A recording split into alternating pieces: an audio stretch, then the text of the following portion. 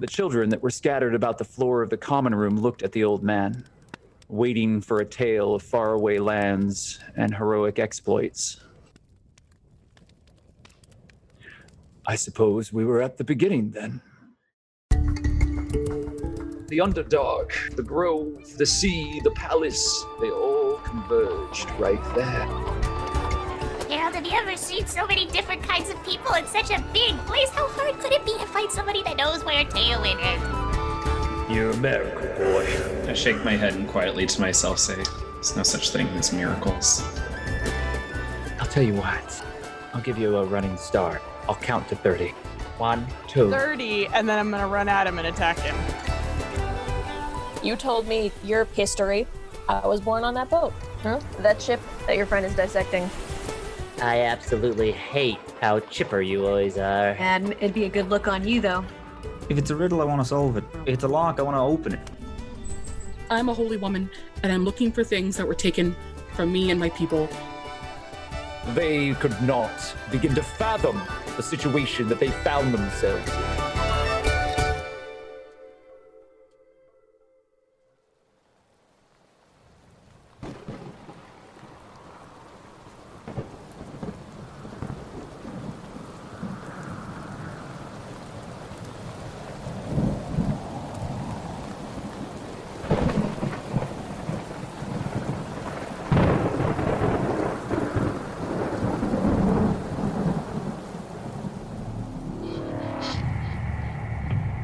The small figure that stands on the wooden post in the rain is unmoving.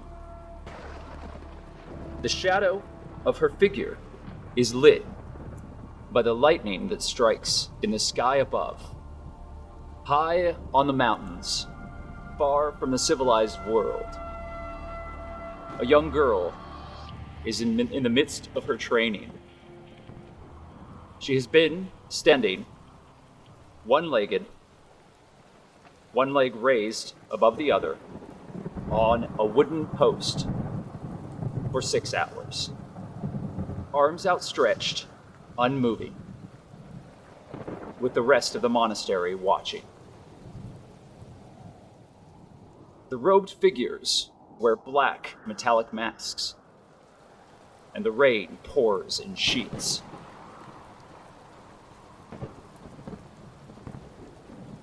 The pain that the young girl feels in her arms, legs, and mind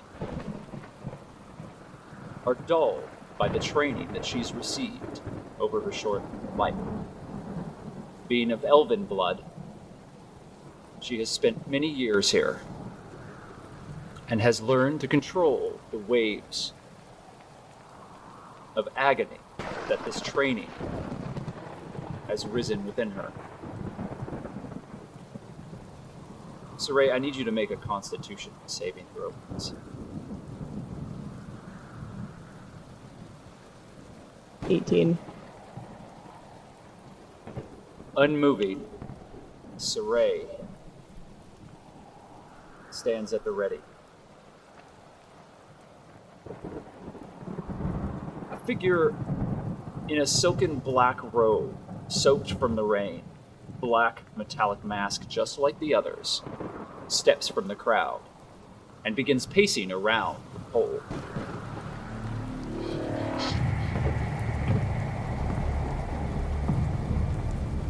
Little black sparrow, broken bird, you have come to us. You seek enlightenment. The powers that we have taught you, the things that you have learned, now come to fruition. Your pathway stands before you. This monastery has given you everything. And now you must be prepared to do what you must to further the goals that we have instilled within you, the ideals that make this holy temple strong. We reshape the world. And from behind the figure, all of the voices in unison speak. We reshape the world. We reshape the world. We make Abir Terrell strong once again. We make Abir Terrell strong once again. We are not one, but we are legion, unified, and every masked figure around you chimes in unison. Unified. Now is the moment. Will you become one? Or will you die? The figure pacing around the post has stopped in front of you. You have not moved for 6 hours. A long, silent moment.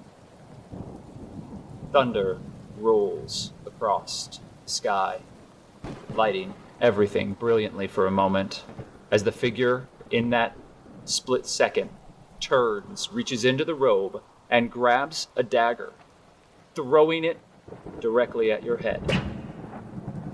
What do you do? Try and catch it. Yeah, I'm gonna catch it. Would you like to spend a key point? Sure. Make an acrobatics check. 25. Your hand, as if guided by the crash of thunder behind you, shoots forward and catches the hilt of the blade perfectly.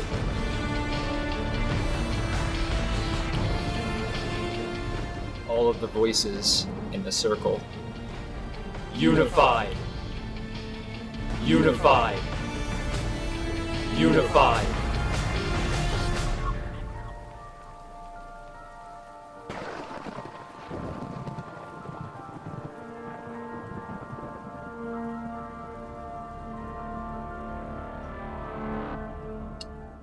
Doddle, you are standing in front of Rosee as she has been mixing various brews and potions, alchemical concoctions that she has been giving to you in order to test the extent of the magical effects that seem to be upon you. It has become clear to you and your companions that whatever magical effects have caused you to be this goblinoid figure, to have been transformed into this shape, may have much wider and more powerful side effects. Currently, the bubbling brew that is in front of you is a deep shade of purple, and it froths over with a heavy pink foam. Rosee is looking at you expectantly. Her large blue gem-like eyes are filled with a certain amount of experimental glee. And while she is truly and deeply concerned for your safety, she is also thrilled by the possibilities that this experimentation offers her. Behind her, an enormous half Goliath, half orc is standing, glowering at the entire scene. The potion is in your hand, and Rosee is looking at you. What would you like to do?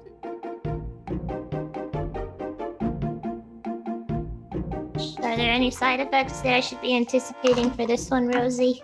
I'm not even sure anymore. We've been doing this for so long that I don't even know where we are. But let me tell you a couple things about a potion that I would like to be a little more clear about. First and foremost, we've tried 74 potions and 13 different concoctions in each of those I'm concoctions. very full, yes. But that's okay. We have plenty of time for you to be able to drink and drink and drink, and then you can do what you need to do, and we'll keep feeding you more and more potions. You can absolutely take more. And if not, I'll make a potion for it.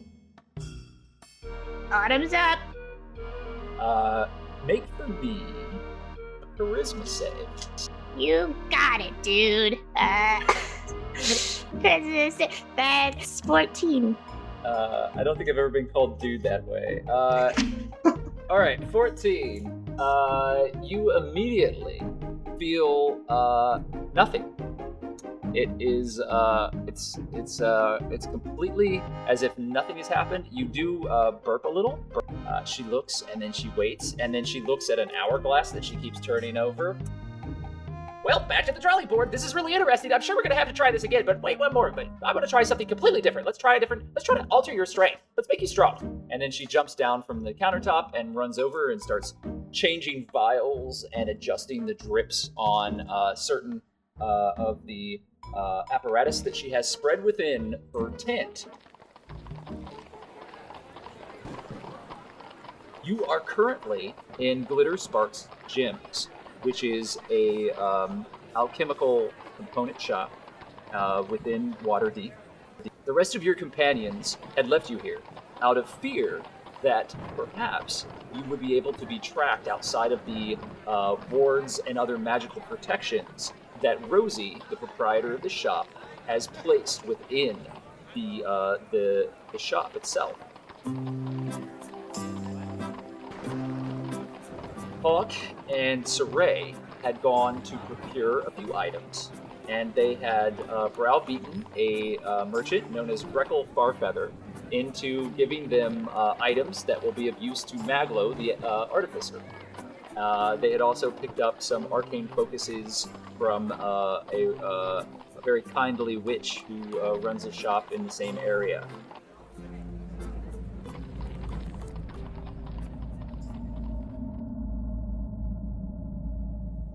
Currently, Maglo, Juniper, you stand at the top of the staircase in this dusty, cobweb-ridden crypt. The aged iron gate, beset spikes and skull visages and winged carrion birds, beautifully crafted, but from a far, far older age. Waterdeep stands between you and the hallway. You've been there for hours. What would you like to do? Is there with this gate? Is it like one of those gates where there's like an opening at the very top? So if someone wanted to climb up. It is the only openings within the gate are between the bars. It is as if it were an arched doorway. And the gaps between them, between the bars themselves, are far too small for someone to naturally move through. Now, if you were able to alter or shift your shape into something smaller, you would absolutely be able to slip through. But a humanoid or smaller figure would have a very hard time. All right, Maglo. Maglo is pacing around just like the area, being like, have you seen the box where we send Rosee letters? Have you seen it around? Because I've written her a letter. I think Doddle has it. So Doddle is with Rosee. Oh. Well, why would she take... Okay, fine. Well, I got a letter, and hopefully she ain't gonna fucking try and find me. Because I did it. It's there. I'm gonna fucking date it. Well, maybe we need someone to find us, because we gotta find this Master's ear. Is the library also this way? Do you know if that... No, we can get out another way. If he's not coming, do you want to just go to the library and try and hit Zero up another day, like when we get back or something? Because clearly you don't want to talk to us. You've been shouting for a while now, is that correct? You've been trying to catch someone's attention by making some noise? Yeah. Yeah, I think after a little bit, Maglo stopped to just pace around and just clean up the camp and shit. Because it's right next to the camp, right? It's about 20 feet up, a stone spiral staircase that goes up and then leads to this little alcove that leads into this upper part of the crypt. Juniper, are you doing anything up at the top? Besides the couple yells, not really. I'm gonna go back down the stairs. Is there like any cups still up on the table at all? Yeah, you walk down and you find some cups. And what do you do with the cup when you find it? Take one, go back upstairs, and start banging it against the bars, yelling for Zier. So, Zier, Master Zier, can we have an audience, please? Make a persuasion check. Let's see how persuasive your shouts are, or how annoying they are. You can I'll let you make a performance or a persuasion, and if you choose performance, you can use that to just make a lot of noise. We'll do performance, but either way, it's a 2. So you're banging along, and eventually you do hear the jingling of keys, and you see the kind of broken and hunched figure of Besmit enter from another staircase into the hallway and start walking closer to the gate. She's very wary, and you can see one big, milky, just terrifying eye that seems to almost bulge out of her skull underneath all of these rags and furs, and one arm is just clearly longer than the other. It almost touches the ground, and when she walks, she has a waddled limp that she kind of drags herself forward, and she looks at you.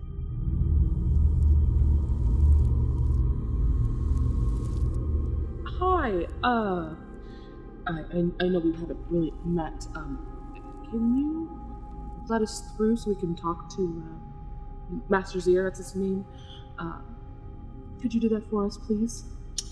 You can make a persuasion check at a disadvantage because of the way that you failed the previous roll. 3. Besmit looks at you and steps closer and takes the cup out of your hand and then walks away. Oh, come on! Don't be like that. Really Just- now? Oh my lord! Oh Like, my god. if he tells us information, then we can leave, and you won't have to see us again. Make a persuasion with an advantage for that argument. There you go. That's not bad. All right. That's a 16. Her back is to you as she was halfway down the corridor, and you see her take a deep breath, and then stop, and then slowly turn back, and then walks over and unlocks the gate. Oh, thank you so much. Oh my lord, you are. She holds her hand up to you, and you can see that she's checking to see if you're armed. Does anybody have a weapon on them? No, I've just been doing research all day. I mean, if you have a hidden weapon, that's all right. If you clearly are like carrying a sword or a gun per se, that would be a problem. Okay, so you are unarmed. Above game, are you actually unarmed? Aside from the fact I have a component pouch, which I can use to make potions to chuck at people. No. All right. My stuff is jacked. Yeah, you just got out of jail. We've been making you run through this entire campaign without any of your equipment for like 3 sessions. It's fine. It's all right. You don't need things. No. We're working on it, okay? We're a non-materialist campaign. Wait. Siraye and Hawk, are you really working on it? We're trying to, yeah. We are, yeah. We got sidelined. We got sidetracked. Are you really trying, though? Yes. We gotta try harder. The goal originally was get the money to Rosee and then go and get the stuff. And then it became get the thing to Rosee. Oh shit, we have a lot of money. Let's go buy stuff so then we can go do the rest of the stuff. I think we've lit upon where the distraction occurred. Did you say we have a lot of money, let's go get stuff? Was that? No, it was we have a lot of money. Let's go buy stuff so that way we're ready to go steal stuff. Flawless logic. Yes, Flawless. very flawless. She then turns and begins walking away from you. She stops and looks back with that one giant watery eye. Coming. I'm coming. Yeah. You are led through a series of stony crypts, and as you are led through these vast corridors, you start to come upon areas that have more life upon them. There are areas that are not quite as dusty.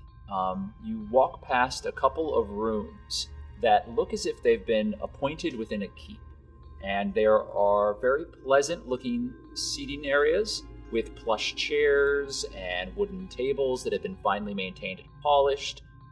There are fires that are lit within hearths, and it becomes very comforting. It's almost cozy. The very Gothic style sculptures within these buildings are very, very beautiful, and they have been meticulously cared for. But they lend a sense of age and foreboding to this place. But the appointment of all of the furnishings are very luxurious, without being gaudy, and they're comfortable. Besmit, walks through the space and leading you through these, and you're on a patch of the stone crypt floor now that has these very elegant rugs that are clearly not from the West. They must be from somewhere else. Depending on how familiar you are with history, you realize that there is there are components here that have been gathered from all over the world. And the vases, the flowers, the portraits on the wall, the statues, these rugs, all of them come from various points within the entire world of Abir Torel that have some possession of connection to death, and in a celebratory way.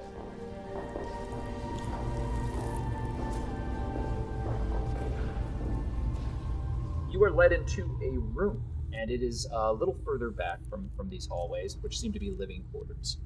And there is a very large chamber, and the chamber is circular. And all the way around this chamber are a series of 13 stone slabs. And the stone slabs all are intricately carved, with skeletal figures that are holding the slabs up at a very slight angle.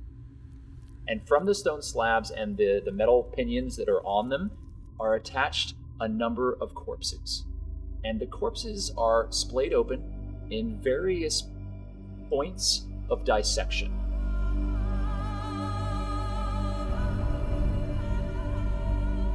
And there are, in the central, there's like a cistern in the center, and there's a bubbling fluid inside of it. And you see the figure that you know now is Gravesmaster Zir, working with a series of very wicked-looking, perfectly maintained tools of gold, silver, and platinum. And he is currently cracking the ribcage of a corpse open with a very audible snap as you walk in. The individuals that are aiding the Gravesmaster are very silent. They are all cloaked in heavy burlap robes, and they are standing around the outskirts of this round room. And the Gravesmaster will hold out a tool, and upon silent command, one of them will step forward with a tray, take the tool, and then give him another tool. Besmit holds her hand up, and the two of you stop in the entrance of this chamber, and you stand there for 3 or 4 minutes as the Gravesmaster works. During that time, do you wish to say anything or do anything? June just takes a seat on the floor and watches. MacLeod definitely does want to say something, but it's been such a hassle getting this guy's attention that he can wait a few more minutes. And he's just like watching, because it's all basically science. So he's kind of enjoying the spectacle. Make an Arcana check. Nat 20? Let me roll again. You know the house rule. Yeah, I do. Yeah, please. Here, let me put that up on. 19. Okay. Hold up. So close. So close. But you did. If you would have gotten 2 natural 20s, of course, something amazing would have happened. But that's okay. 13 I got. I didn't get as hot. Yeah, there are scientific components that you're following here, Maglo, but you lose track of what he's doing. There is something else happening here that you do not understand that does not make sense. He'll remove an organ, and the body will change colors. Like it'll go from a pale, sickly white to White. looking more flush, as if it had a momentary pallor of life brought back to it before it fades back into like a palish blue. But even after it fades back, it looks like the body is more preserved. Juniper, this man is a necromancer. You're certain of it. And his usage of magic is allowing these corpses to be perfectly preserved. And what he is doing is preparing these bodies for a very long preservation. Effectively, you think he's using ancient techniques from faraway lands to preserve these bodies in ways that are unnatural, but are in line with the religious practices of many ancient dead cultures. He's breaking the cycle of magic and breaking the cycle of nature by preserving these corpses beyond the point they should decay and go back to the earth. But what he is doing is preventing their destruction for whatever reason. After a few moments, he looks back to the two of you and puts a tool away and picks up a perfectly pristine rag and wipes his hands upon it, goes to a bowl of water that one of his servants is holding and begins washing his hands, and then turns back to all of you. You will, of course, forgive me. It has been such a long, arduous day of work. My studies always require me a certain attention. Each of you understands this, yes? I get it. What are you doing? I work with bodies, but not with... Their skin color is changing. It's like you're kind of bringing them back to life or something. If only that were the case. My meager abilities are not within the powers of resurrection. What I do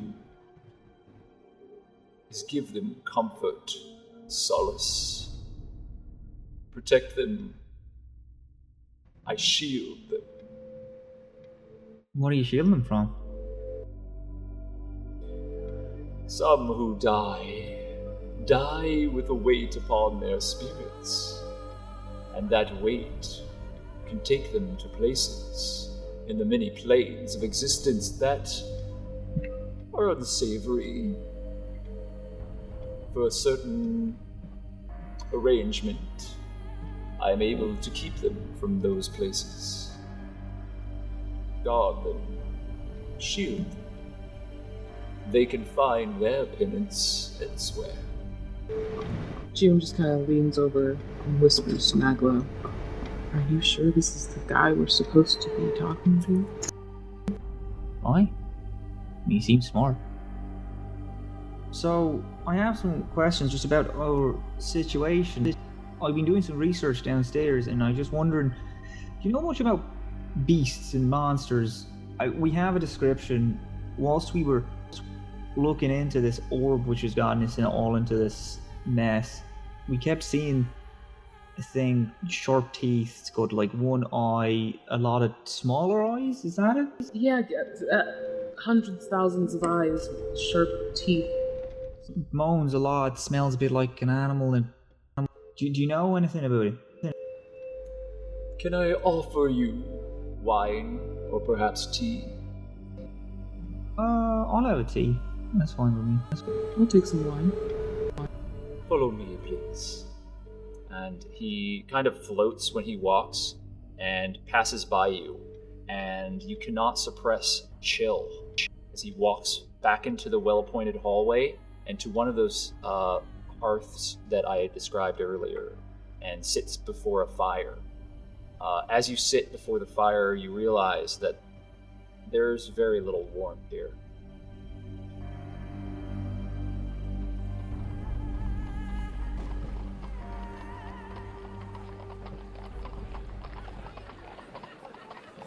Hawk and Siraye. You're in the streets. You currently are holding a number of packages and burlap sacks that you've gathered from your acquisitions from various merchants. At this point as well, if there were any mundane items that you want to purchase, I'm going to say that you did that as well. So if there were supplies and rations or anything that didn't require negotiation, i.e. anything magical, then you've also gathered those items. But you have also procured a small wooden crate that is that holds a very powerful artificer tool. It is a construct that has to be built. It is a kit. It is not completed, but it has all of the parts and components needed to either build or upgrade a construct. And you've purchased this for Maglo. The exact form of the construct is on the side of the box, and you see a small cat-sized dragon figure in the diagram and the blueprints on the front. And also, Hawk, from the kindly shopkeep within the magical shop that you were in, you have procured some arcane focuses as well. Was there anything else that you were specifically looking for while you were out before returning to Glitter Sparks Gyms, where Rosee and Doddle are currently experimenting? Just some cupcakes for Rosee, because that was something that she wanted. You easily procure cupcakes. How much do you want to spend on the cupcakes? How much do you... Hawk is hoping to buy like a dozen, find like whichever ones have colorful frosting on them. Right, so you're looking for something higher end, and it's going to cost like 5 silver for like really high end gourmet cupcakes. But you could get something for a few copper. Oh, well, we don't need anything fancy here. It's all just sugar, Hawk. Yeah, I'll just like find whatever I can get for like a silver. Well, silver is still a lot of money for cupcakes, so you get like the mid-range cupcakes, but you don't get the gourmet cupcakes. So you pick up a box of these cupcakes, and then you make your way back to Glitter Sparks Gyms. The entranceway to this shop is covered in all of this brightly colored silk and fabric, and it has glowing bottles with liquids that bubble in it, and it kind of sparkles from the outside. And on the inside, you can see this kind of calliope of lights that move around on the inside of it.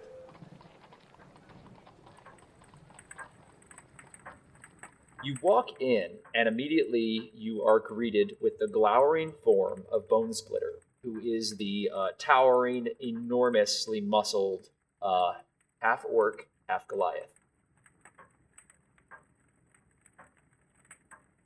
Cupcake? He reaches down and gingerly picks up a cupcake and throws it into his mouth with the wrapper, eats it, and swallows. Fuck, that's cool. Hawk just kind of goes in. So you push past some beads and the tarp that she has out, and as you do, all the colored silks part, and immediately you hear everything on the other side. You realize that there's some sort of silence spell that keeps the back room from being heard in the front of the shop.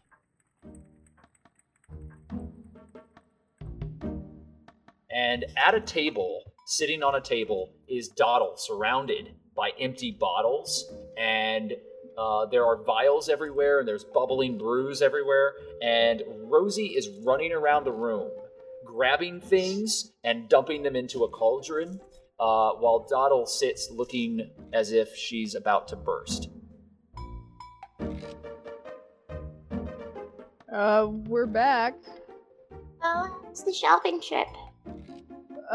Good. We got things and a box of. Here's the thing you wanted for Maglo, and I set it next to the table. Alright, as promised, you may have the rest of my share. Thanks, Doddle. The box. Is there anything that I can use to, like, gift wrap it, Rosee? Actually, Siraye, may I borrow 5 more silver or something just for a bow of some kind? Sure, and I... Wait a minute! Rosee jumps in front of you. Did you just ask for a bow in my shop? That's ridiculous. You're not going anywhere else. You're buying bows from me. But because, by the way, one of my big hobbies is to make bows, and my bow making skills are quite good. Almost as good as my alchemy skills, which are actually quite good.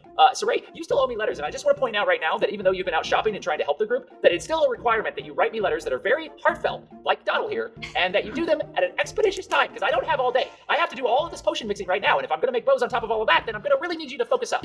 And she kind of like taps your cheek as she jumps up and runs past you.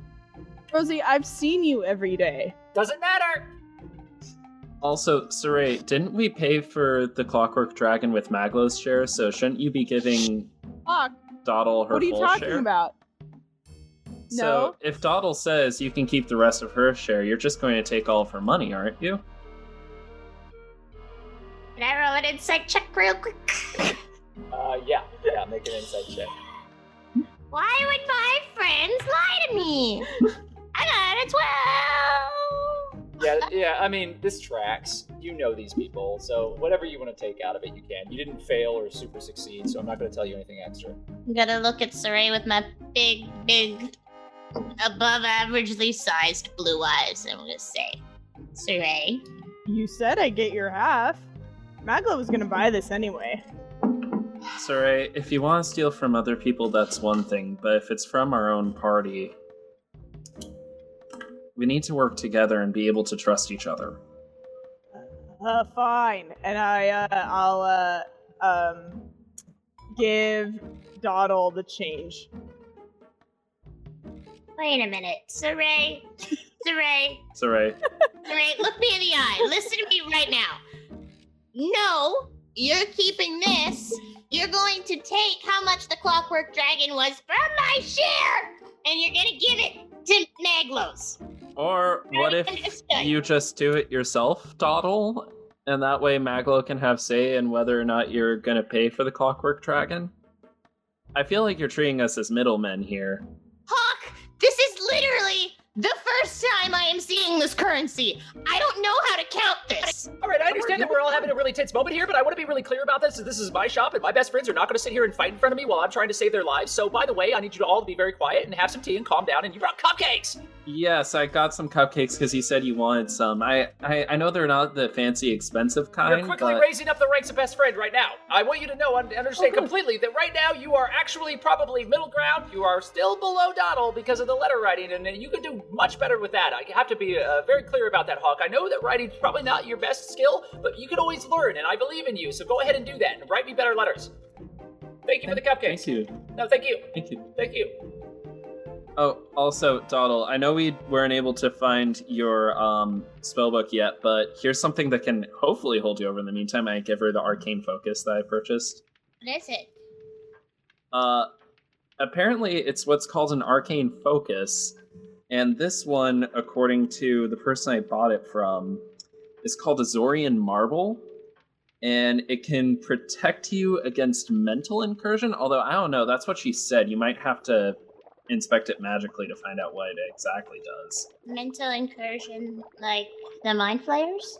It's a small glass bead that swirls with this purple energy. It's very pretty. And it's got this like little spiral of maybe silver inside of it. And as you hold it, it kind of like sparks up and it kind of becomes a little more active. Wow. Yeah, there you go. Thank you very much. No worries. Oh, I've been getting some books, so I got something for almost everyone. Here's a book on... He says this and he has in a bag, he has a stack of like 18 different books. My goodness. Yeah, which one do you want? I got one on Evermeet, actually, if you're feeling a little homesick. Wow, thank you. I'd appreciate that, actually. Does it have pictures? Does it have pictures? I pumped it. It does, but they are, as I said before, this is a book of legends, and it is a book of legends written by humans. So it's effectively a fairy tale book about the place known by the common tongue as Evermeet, which you know as Teowen. It's as if you are reading a fairy tale from somebody else's perspective of a place that you know like the back of your hand. It's interesting, but it's completely inaccurate. I think it'd be a little funny to, fact check that. I'd very much appreciate that. Thank you very much, Hawk. Yeah, no worries. I was just browsing through. I got some stuff from MacLeod as well. Most of it's just my own research, but I figured I'd pick up some things for people. Yeah, but I think that's very kind that you were just browsing through and other people crossed your mind. Anyway, we should focus on actually getting Doddle and Junipers stuff back, probably, right? Yes, absolutely. And I pull out the map of the prison that I had gotten earlier. I have a way, I think, to sneak in. We could sneak in through the back. It shows here that you can... this is a secret entrance that's as close to the stock room that would have June and Doddle's things. We could do that. Or we could try and disguise as nobles and try and get stuff out that way. I mean, or we could do both at the same time. So, I mean, on one hand, as fun as playing pretend was, I didn't really like how we lied to you're that not one good at person. it. That was that's great. I just don't like lying to people like that. Plus, it breaks the law. So does breaking into a government facility and stealing things. Yeah, true, but it was unlawfully taken. At least one of them was. I don't know. I'd feel better sneaking in personally, but it depends on whichever you prefer. I feel like going in as nobles would be risky. I think sneaking in is probably the better option, considering disguising the first time didn't work. Right. So, Wait. All right, there we first go. time. Wait, what do you mean the first time? Oh, no, it's nothing. Don't worry about it. Perhaps we should discuss with our other party members before we solidify this plan. Okay. You are, I will remind you, well, here's the thing. You're in the southern ward right now, and you are very close to where the keep is. You have traveled down here. If you choose to go back to where the others are, you're going to have to go all the way back up to the City of the Dead, which is going to take a significant amount of time. It's on the northern part of Waterdeep where you are. Hey, Rosee? Yeah, hi! You know how you have that magic box that sends letters that you gave Doddle? Do I? Yeah, of course I remember that. That's how you send me letters, and when you send me letters, it makes me happy, and that was part of the deal, and I don't even try to think that you're going to get out of it. If you're going to try to handle it, I don't really have time for all that. You're going to have to use the magical box. Okay, absolutely not. I'm going to absolutely write you letters. My question is, do you have a way to send letters to other people that quickly? Like, if I wanted to send a letter to another place in Waterdeep as quickly as it happens in that box? Do I look like an amateur? Of course I can do that. Oh, great. Yeah, but the problem is that your magical box, I think, is right here with Doddle. You don't have another magical box? Or... I do, but you'd have to have it with the person that I was trying to send the letter to. I can send the letter the reverse way. But for that to happen, they'd have to have the box, which the box is right here. And by the way, I appreciate that. If you want to send me a letter right now, Doddle, you can. Oh, not 10 minutes ago, Rosee, I verbally read you a letter. It was beautiful, and I really, really loved it, and I want it so badly that you would potentially, write another one, but it's okay. It's no rush. You take your time. You got all the time. All right, well, you see, Rosee, is those words, they come from the heart, and my heart has to be refilled about every 24 hours. I have a potion for that. Oh, I'm please, no more potions, Rosee. I do appreciate it, all that you're doing for me. I really do. But I also feel like I'm going to hurl all over your shop, and I don't want that to happen. Please don't So do that. I'm guessing you don't want a cupcake?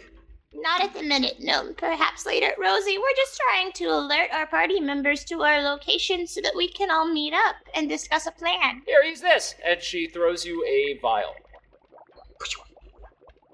Do I catch it? Yeah. Do I have to roll for that? Yeah, make a dexterity save. Or an Wow. acrobatics check, actually, would be more appropriate. Well, acrobatics check? Yeah. Oh, alright, dope.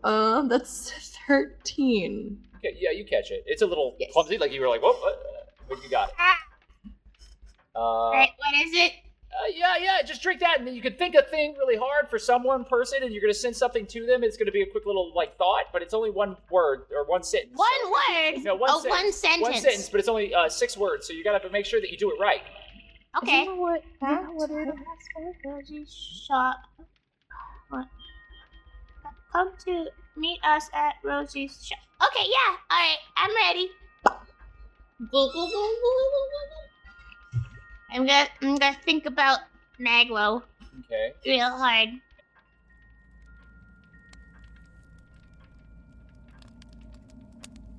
We're going to go back to the fireside chat that you're having with Gravesmaster Zir. And tea has been brought in. And each of you has either a cup of tea or a glass of wine, for your choice. And the Gravesmaster, without anything, is sitting across the way, fingers steepled, and kind of looking at you expectantly. And just as you're about to start to get into the purpose that you wish to have this conference with the Gravesmaster, Meet us at Rosie's shop, please. What the fuck was that? Did you see that? Dude, what? Oh, nothing. That was weird. I just heard Doddle. I think she's just doing magic shit. Alright, that's fine. She told us to meet her at Rosie's. please continue. Sorry. Alright, so this thing, we kind of need to do research on it. Your wards or something that I don't think any of us know how to replicate or know. So, to get us to leave, we need to beat this thing. Or at least know about it.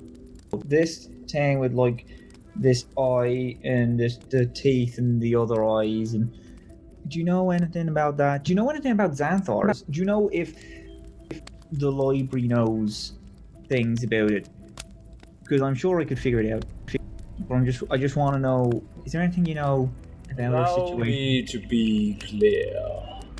If you enter into Waterdeep and begin asking questions about the Xanathars, you will very quickly come to regret that. It is highly ill-advised. Alright. June's gonna snatch the orb from Maglo. So, listen, do you know anything about this? And she's gonna toss it over. And so you're going to toss the orb at Gravesmaster Zir.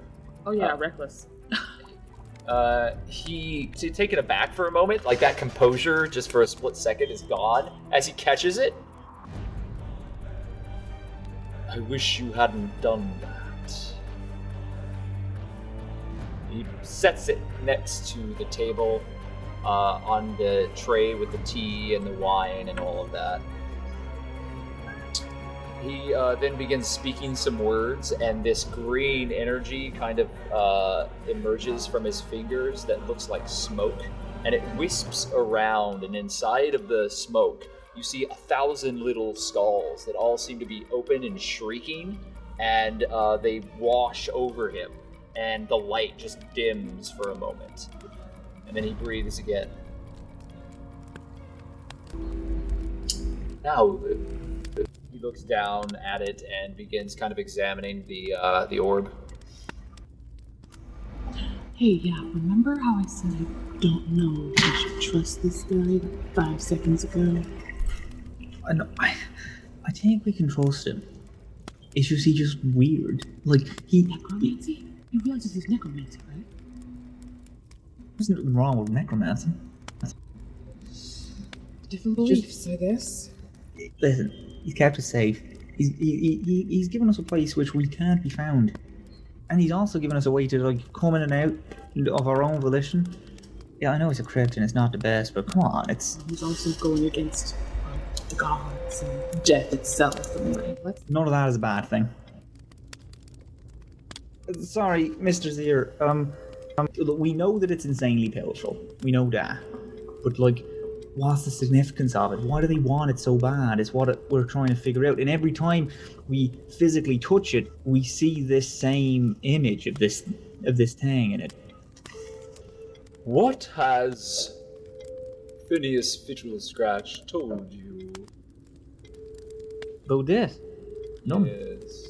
Just that it's the Xanthors and now Hawk and Doddle are marked. And then we didn't really have a chance to like talk about nothing before the inn burned down. Unfortunate that. Yes.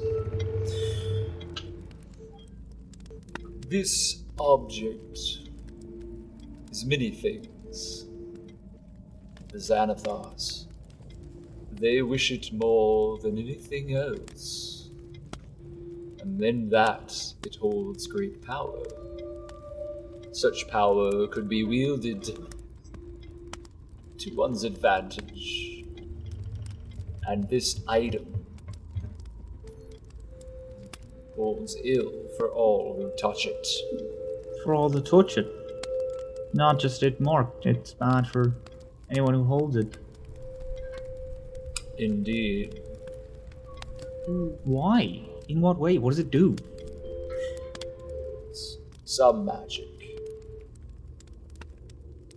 changes everything around it because it draws from the magic within and without.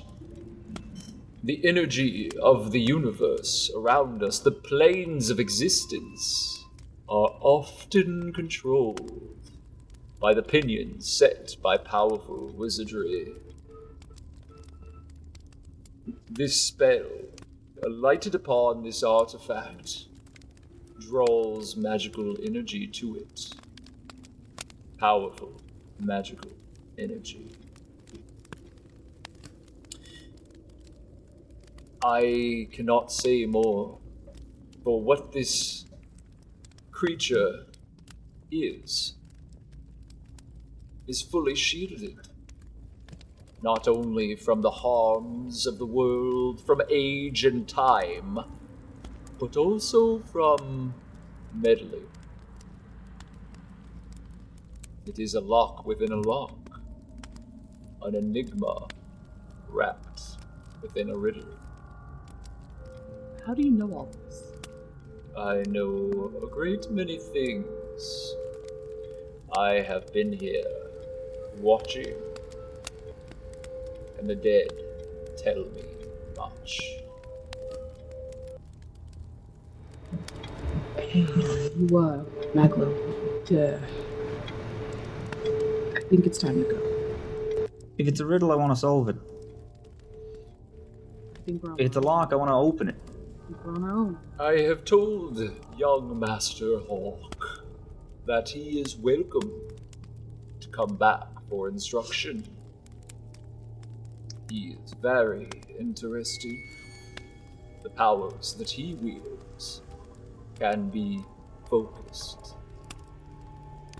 As exchange for the information that I have given you, I ask that you bring him back to me, so that I may have another conversation. Sure. We'll think about it. No, you will not.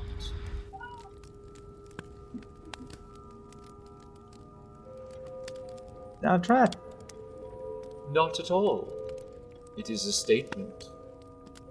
You will need my aid again. And while I have worked closely with you and your group, due to debts that are owed to Phineas Fiddlescratch, I am not obligated to aid you in any further way. If you wish to know more, there is always a price to pay. The choice is yours. And his long, spindly fingers kind of motion towards the orb. Maglo walks over and just picks it up. I hope this has been helpful to you. Very much. Thank you. I kind of grab Maglo's arm and start walking from the room. Let's get out of here. Shadows along the room move in weird ways as you walk out of the chamber. and the hallways all seem darker, and things flicker, and all of those well-appointed, beautiful items flash, and you see decay and rot all around you. The rugs are rotten, and the statues are worn to nubs, and all of the paintings are smeared in a black viscous ooze that leaks out of the ceiling, and all of the images of the individuals are no longer paintings of living people, but rotting corpses. Okay, pick up the pace. Come on, let's go. The two of you leave back to the crypt, running into Besmit, who stands there, leads you back to the gate, and closes it and locks it as she watches you through a big, red, watery, dead-looking eye.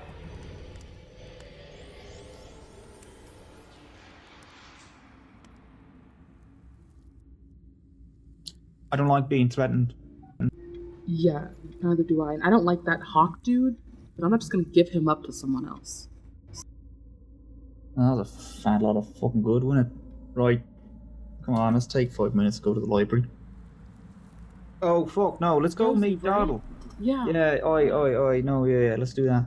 So the two of you gather your things, and is there anything specifically you're taking or not taking? I think MacLeod goes to put his rifle on him and go, you don't have a weapon, do you? Not at all. Oh. Do you want this? Just for a bit until you get your stuff back. There's that, and there's this, and then he pulls out his pistol. This is probably easier for you to use. You don't take a lot. I can... Right. Come here.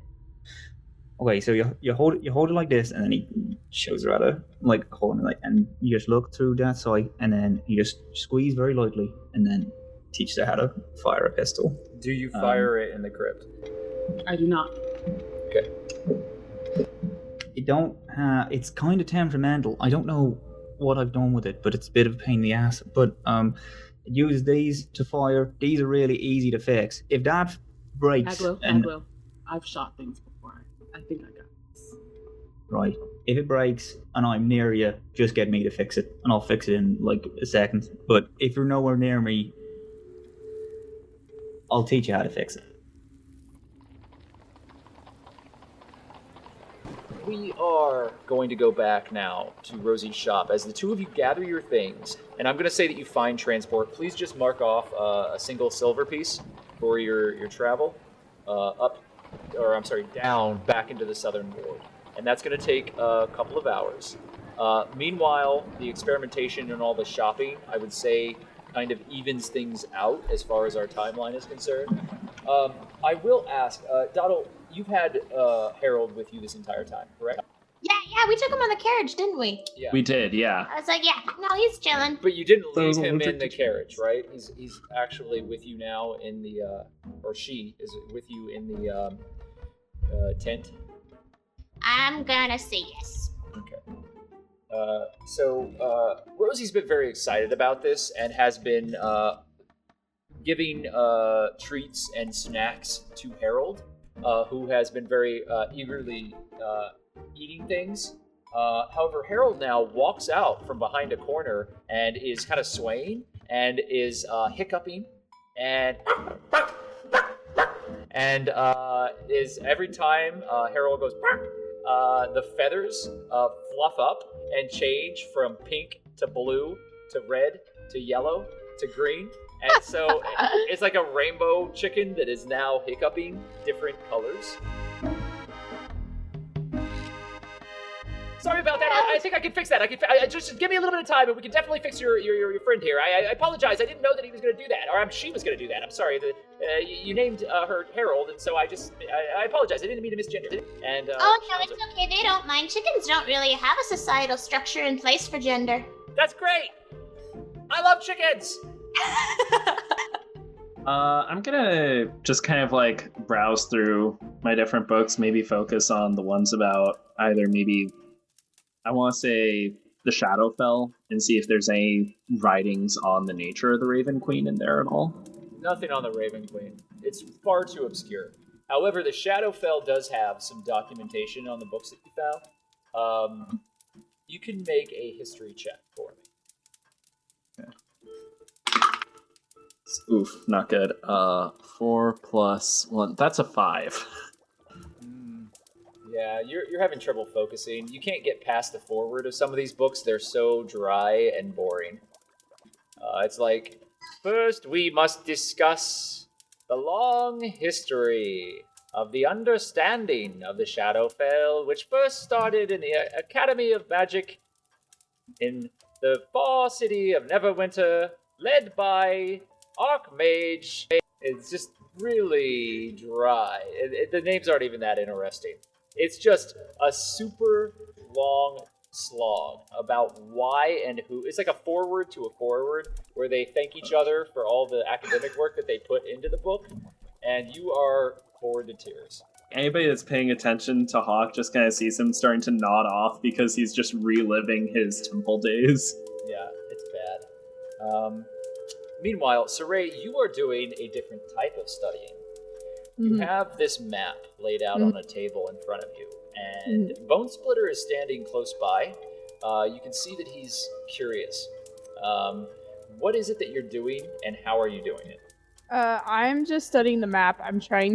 I want to memorize the map, so that way, when I get there, I know all the turns and the shortcuts and any special entrance or exit. I'm trying to memorize it, so that way I never have to pull it out, or like in a pinch I can navigate. Go ahead and make an intelligence check for me. I'll allow you to add, because it's about mapping, I'll allow you to make it a survival check. It's 10. It's 10. It's not great. Well, but it's not a complete failure either. 10 is an average roll. So you think you might be okay. There's a lot of thinking and mighting in that statement, but you think you might be okay. You feel as though you should keep the map on you in case you have to check in on it, but you think you could definitely go through sections without having to refer to it. Okay. But as far as that goes, your certainty stops at maybe. What? Okay. Do Bone Splitter like interested? I don't know. What is he doing? You said He's just watching you look at this map. Do I notice him watching you look at this map? Make an insight check.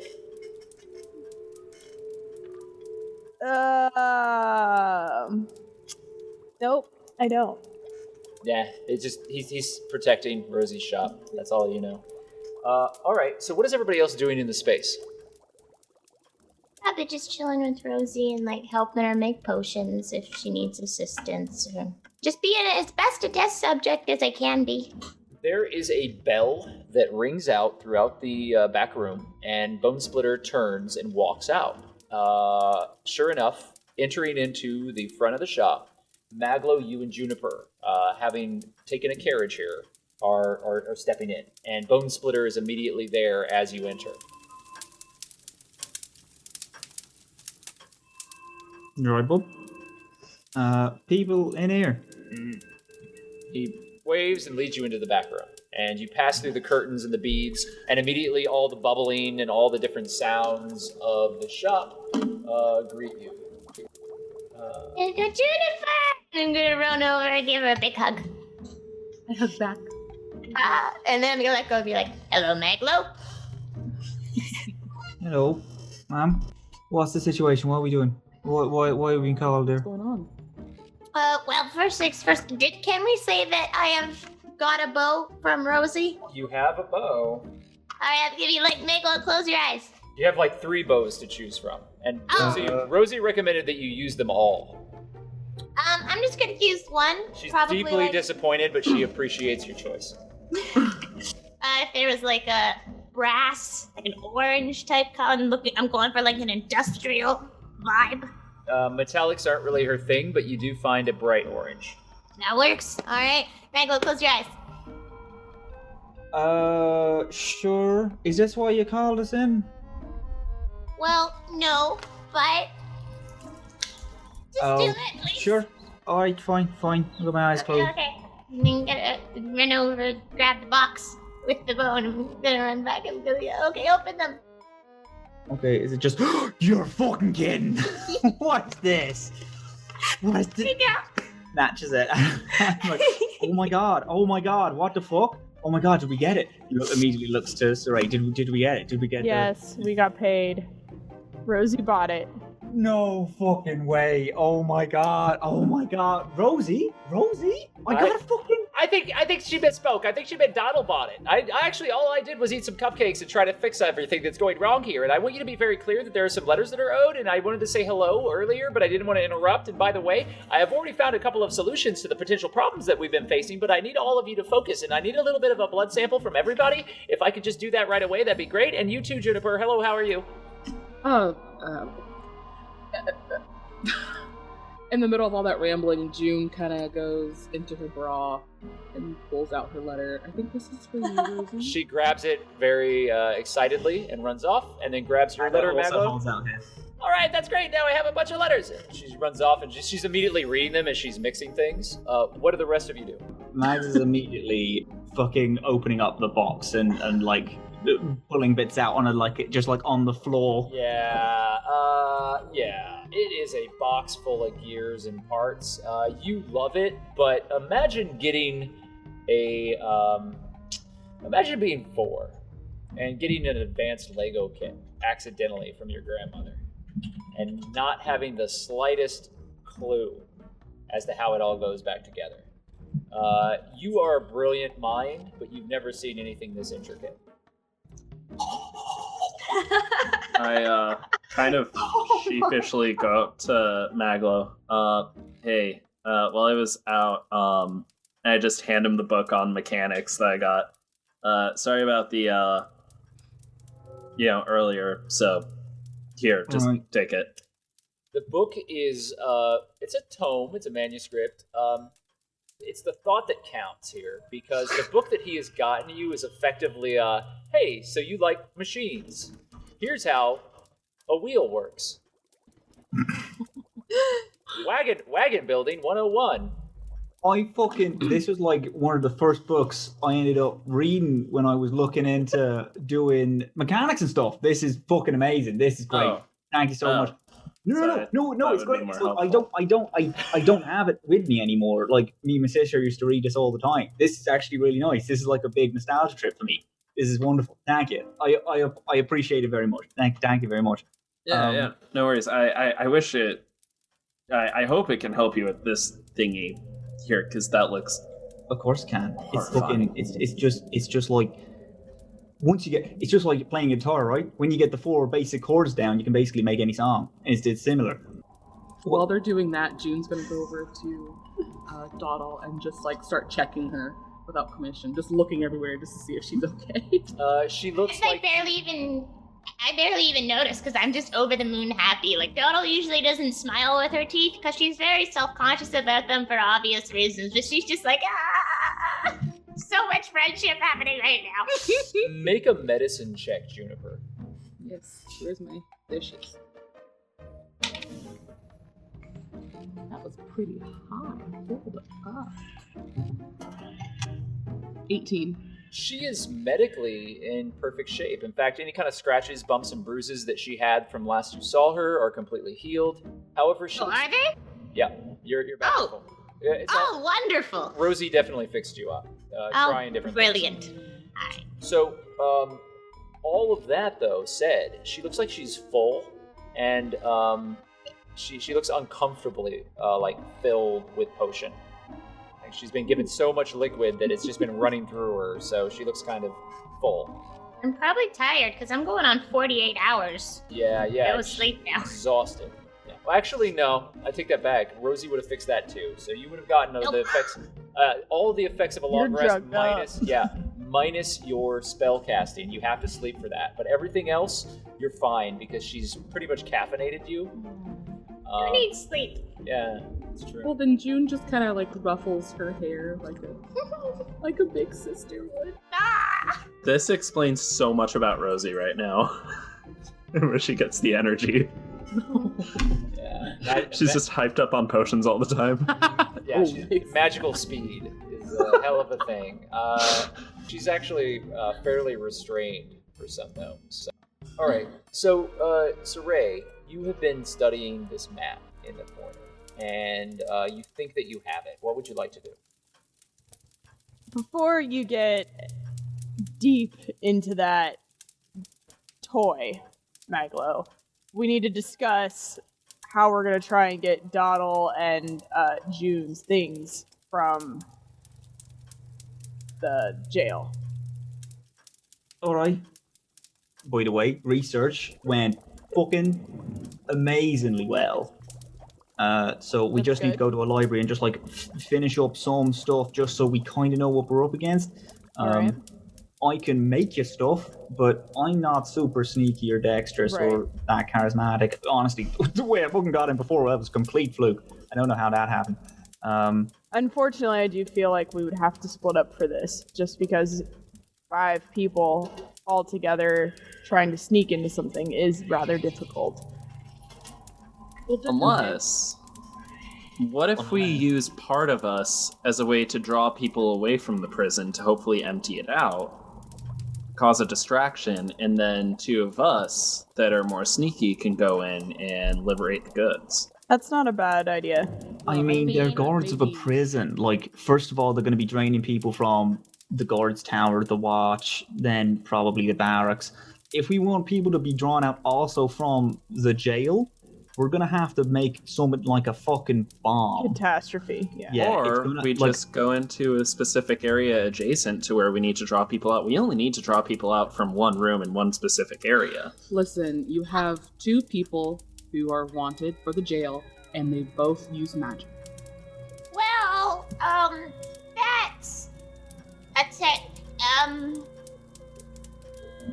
I need my cookbook, and they have my cookbook. I can do a little bit of magic, but if you were hoping for a fireball, I'm afraid we might be a little bit out of luck until I get my things back.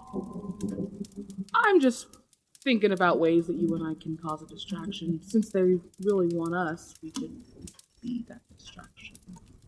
I think that I can have the poise of a noble if my appearance has changed, but I don't think that we're going to be able to change my appearance. So what I'm Yeah. saying is I'm down for whatever. Let's rock and roll, Buckaroo. So who is the stealthiest of us? That's probably me. That's alright. Yeah, Let's seeing as how I'm a walking suit of armor, probably not. I would Sir- probably say... Sir- Sorry. I was just gonna ask Siraye, on a scale to like 1 to maybe like +6, how much stealth would you say? How stealthy would you say you are? Plus, 3. Plus, Oh, I might be the stealthiest of us then. Oh, well, there I'm you go. also a You're plus 4. Oh, stealth, +6. I'm +6. Just Sorry. tiny. I'm small, and I'm very good at being quiet. Goblins, goblinoids are naturally very sneaky. It's just something that comes with the territory. So you're all saying this, and Rosee says, "Well, I can help out probably. I know I'm doing a lot of different things here, but maybe you can drink this potion as well, and it'll make you almost unseen if you wanted to be unseen. And it depends on how long you try to be unseen, but you could use it to be pretty much invisible. The only problems with it are that sometimes it causes your hair to change color for a little bit, and it actually isn't that bad of a thing because it's a little bit of an improvement. Because if you like pastel colors, like I like pastel colors, and I really like pastel colors." Wait, Rosee, you have a potion of invisibility? What do I look like, an amateur? You couldn't have said this before? I didn't want to interrupt. Listen, what if we just use our contact in the Waterdeep government, tell them that we want to be able to further this investigation, but if we do so, we need to make sure that we have the supplies of our party. What investigation? There's a high scribe within the Waterdeep government that we spoke to a while back, Rihanna Bellevue. She won Maglo and I to investigate a stolen shipment of magical goods in the harbor, kind of similar to the stolen magical goods that we looked at from the Grasping Eye. She works within the government. My thought is if we go to her and tell her, hey, there's some confiscated goods that the Waterdeep government has, and we're currently facing down the Xanthars right now, maybe if you can help us out here, we can help you out on this side. So that way we can stay within the law and we don't have to actually break into a prison. I mean, Maybe, it's just maybe a thought. keep out the Xanathar's part. Yeah? I'm just saying that if we can get the law on our side, hopefully we can at least get some protection. It's better than the not protection we have. That's also a good idea. Perhaps the detective duo of Hawk and Maglo may go to their connections, be like, hey, we just found this Juniper lady that's broken out of jail, and every time she runs in one direction, they can say, there she goes, in the exact opposite, like, create a misdirection so the Juniper can still get away, but you seem like you're tracking down a criminal, while Siraye and I bust into the prison while everybody's distracted trying to get Juniper and get our stuff back. I really don't like that idea. Listen, it's one thing to be able to get people that have been wrongly imprisoned out of jail, but it's another thing to continuously break the law. Especially, and I'm sorry, Juniper, but I know that Doddle was in jail for defending herself. I don't know you. So I don't know, maybe you're a mass murderer, maybe you're not, but I don't want to accidentally go in and help somebody that might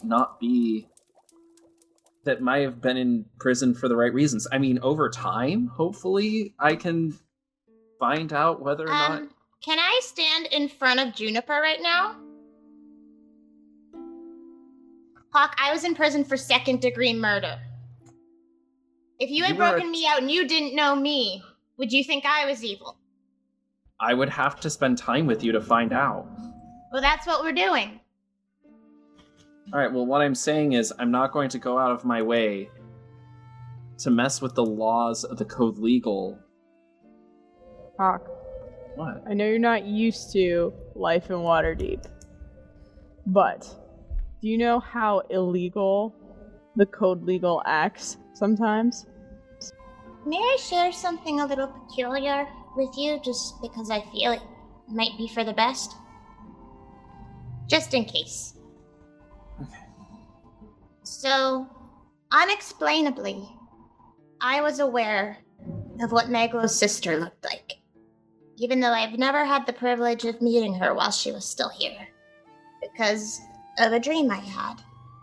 I've had dreams about a lot of strange things. I had a dream about meeting Juniper in a grove, and seeing Maglo build Busby and someone that looks like me. But in one of the last dreams I had, I heard the voice of one of the men that was in the prison with us.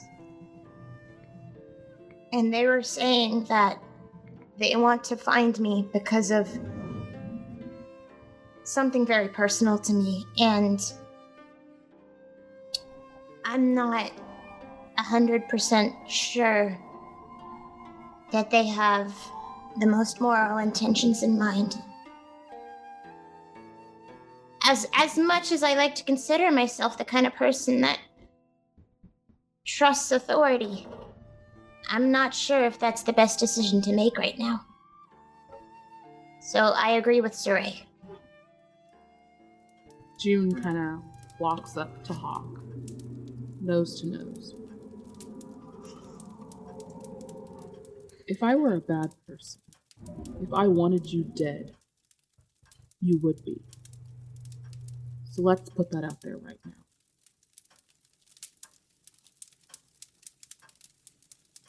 How about cupcakes? Let's all do cupcakes. Everybody stop. This is a best friend moment and we're not allowed to kill each other. I'm sorry. I'm trying to work here. And by the way, I need all of you to focus up. Here's an invisibility potion, Siraye. You're going to go into the dungeon and you're going to take everything out of there and they're not going to know you're there. Now, here's the thing about the potion, though. I need you to choose your favorite color. It has to be pastel. I'm going to count to 3. 1, 2, 3, go. Blue. Done. Lavender. Okay, great. Okay, so now you're going to drink that when you're ready, and then that's going to work, but it's only going to work for 30 minutes. And by the way, once it's done, you're going to have very pretty hair. Best friends. Okay. Maglo looks up from all of the gears that just basically not paying attention to anything. Sorry, what was... Yeah, you made a giant mess, and Busby is actually on your shoulder, like, curiously, like, picking at gears and things like that. The small little brass bird has been leaping around, and you've been just enthralled. This is going to take you a long long time to put together. Like, okay, sorry, this is gonna take me a while. I'm probably gonna have to do this back at the base, so I'll just put it away, I guess. Come on, boys, come on. As in months of work.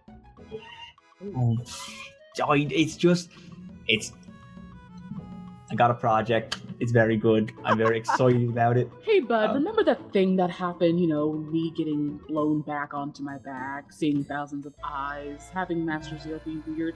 Maybe we should focus on that? I'm sorry, the what now? Lynn, Juniper, I know, and I love it. I'm right there with you. It's just, I had like 5 minutes. I'm sorry, can we rewind to the thousands June of puts her eyes? I heard finger- somebody say thousands of eyes. Siraye, did she say thousands of eyes? June puts Yeah, her she finger said up to thousands. Hawk, and she goes, "When you trust me, you can know." And she turns back to Maglo. What is it with you in So personal let's space? So let's go ahead and figure out how to get our stuff back, eh? Oh yeah, and then I pull out the map, and I explain there is this entrance here, this secret entrance that is close to where they would store all of the things that they take from prisoners. What I could do is I could go through this entrance, and before I leave into the prison, I take the invisibility potion, and then I go into the stockroom, take the things that we need, and come back around. Presuming that the stockroom isn't trapped or,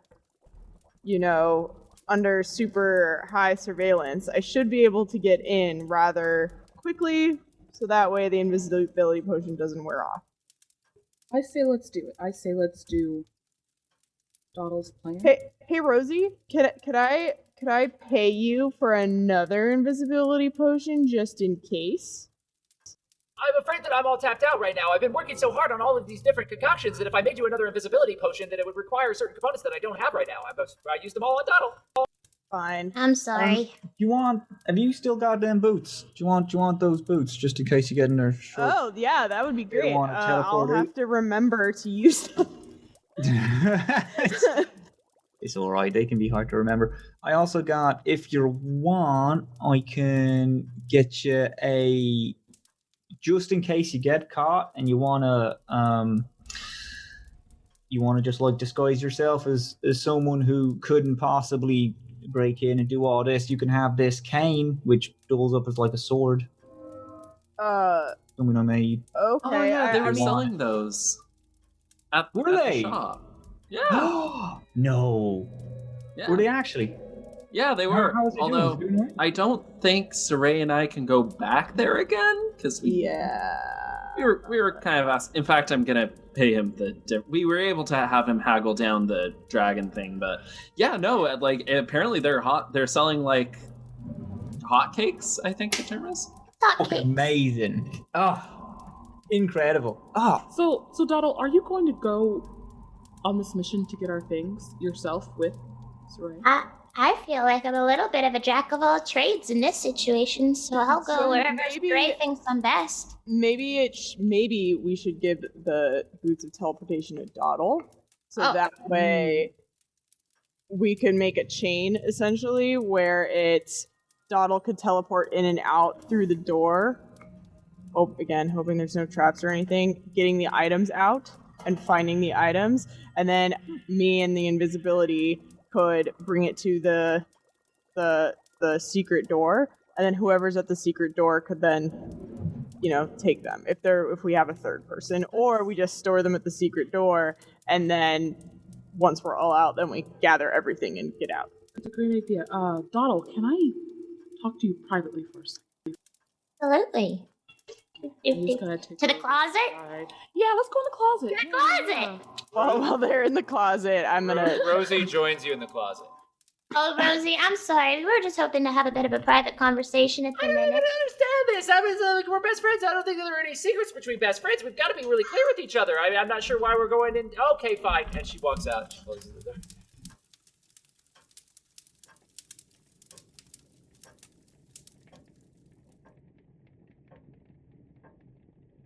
Hey, so there's something I really, really need that they took from me. It's I have obscure. It's a shield of some sort.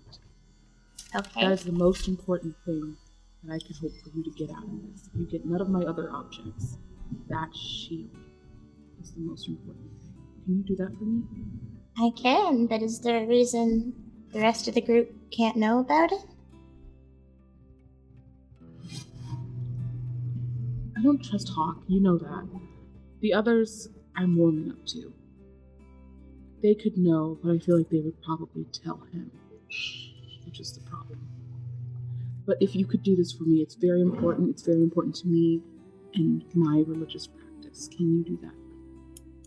I can, but I also know Hawk can help, and I know that you don't trust him, but whispering behind closed doors likely isn't helping him trust you anymore either. That's what I was saying. I know you're apprehensive, and you have every right and reason to be, but I think maybe if you open yourself just a little bit, not all the way, you can still keep the chain lock on the door, just let him in just a little, and I think it could take you to a better place. I don't know if I could do that at the moment without that shield. That shield means a whole lot, and if it gets into the wrong person's hand, I will have to take action. And I don't know if he is the wrong person. We have clearly very different beliefs. But if he turns out to be the right person, I will try. I promise.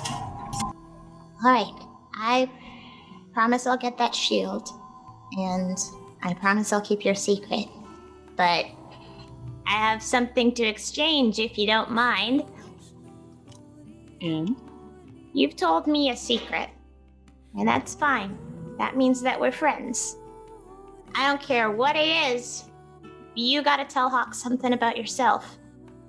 It could be that, you're a lightweight and you get drunk really easy, or that there's a tattoo that none of us here have seen, but you gotta tell Hawk a secret.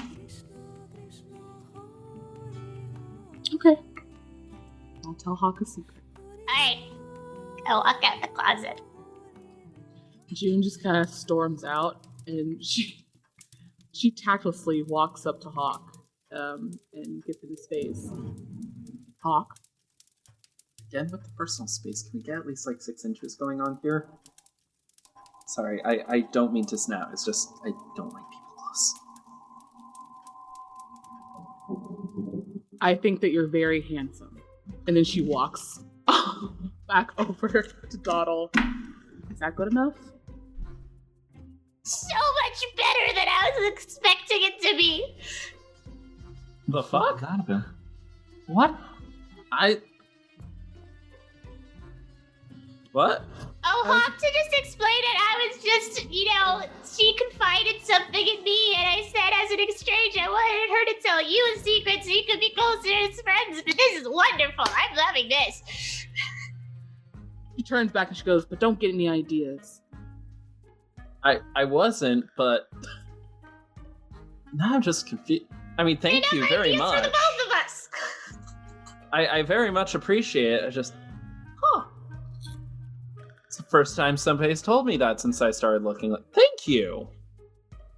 I told you it like last week. I tell you're handsome all the time. Yeah, You're a but very good-looking man, and I literally have not stopped saying it. I thought that it was just you're handsome type thing, like the, like what you say to an ugly dog type thing. June looks over her shoulder and just like, it's very frustrating. You got it. It's like I feel like it's like a sandwich. Like I say so much negative that occasionally I just gotta chuck in a positive. All right, guys, let's bring it back in. Let's bring it back in. We've got gangs in the government searching for us right now. All right. And so, Are we all having saying studied the map, and having procured an invisibility potion, and having given Doddle boots of teleportation, the plan is formed. What does the party do? Should we go in the dead of night? Should we go during the day? Well, the dead of night would be ideal for sneaking around, but I feel that... Well, no, that might be a good idea. Maybe more guards at night? Yeah, there might be more guards at night. I actually think possibly the best course of action is around 8, 9, when the changeover happened. Or maybe, maybe not 8, 9, maybe like 6, 7, just when the sun's rising. And actually, does the map that I have, since I got it from that kid, does it have the changeover, like the guard schedule on it? You didn't pay for that. I think we should go whenever there are less innocent people on the streets. I agree. I think nighttime would be a good time for that. I feel like we can blend in. Yes, but I don't want anyone getting hurt with them trying to chase him down. Yeah, the less innocents get caught up in this, the better. Like, I don't want a repeat of what happened last time where we had to run down a busy street while people were attacking us. Somebody could have gotten hurt there. They were criminals. That might have been at night. They were criminals who were attacking us. Yeah, but there were innocents in the street. Yeah, but guards aren't just going to start attacking random innocent people. Well, how about this? How about early morning? Crack of dawn. That works perfectly that's a good idea. for me. I actually, yes, I think crack of dawn is probably good because I think at nighttime they're probably going to possibly have more people because that's when a lot of the shit goes down. We can keep an eye out very early morning before the sun rises and see when they make that shift change. Because there has to be a change in the morning, there has to be a change at night. We can do it then. That works for me. Sounds like a plan. So then we'll rest up, and get this plan fortified. Sleep time. Sleep time. Sounds good. Do you mind if we spend the night, Rosee? Of course! We can have a slumber party! Yay! Oh, God. We're gonna have a sleepover, we're gonna have fun, we're gonna braid each other's hair, we're gonna talk about things, we're gonna eat a lot of cupcakes, we're gonna drink some tea, we're gonna have a party, we're gonna have a lot of little finger sandwiches. And so How neat am I?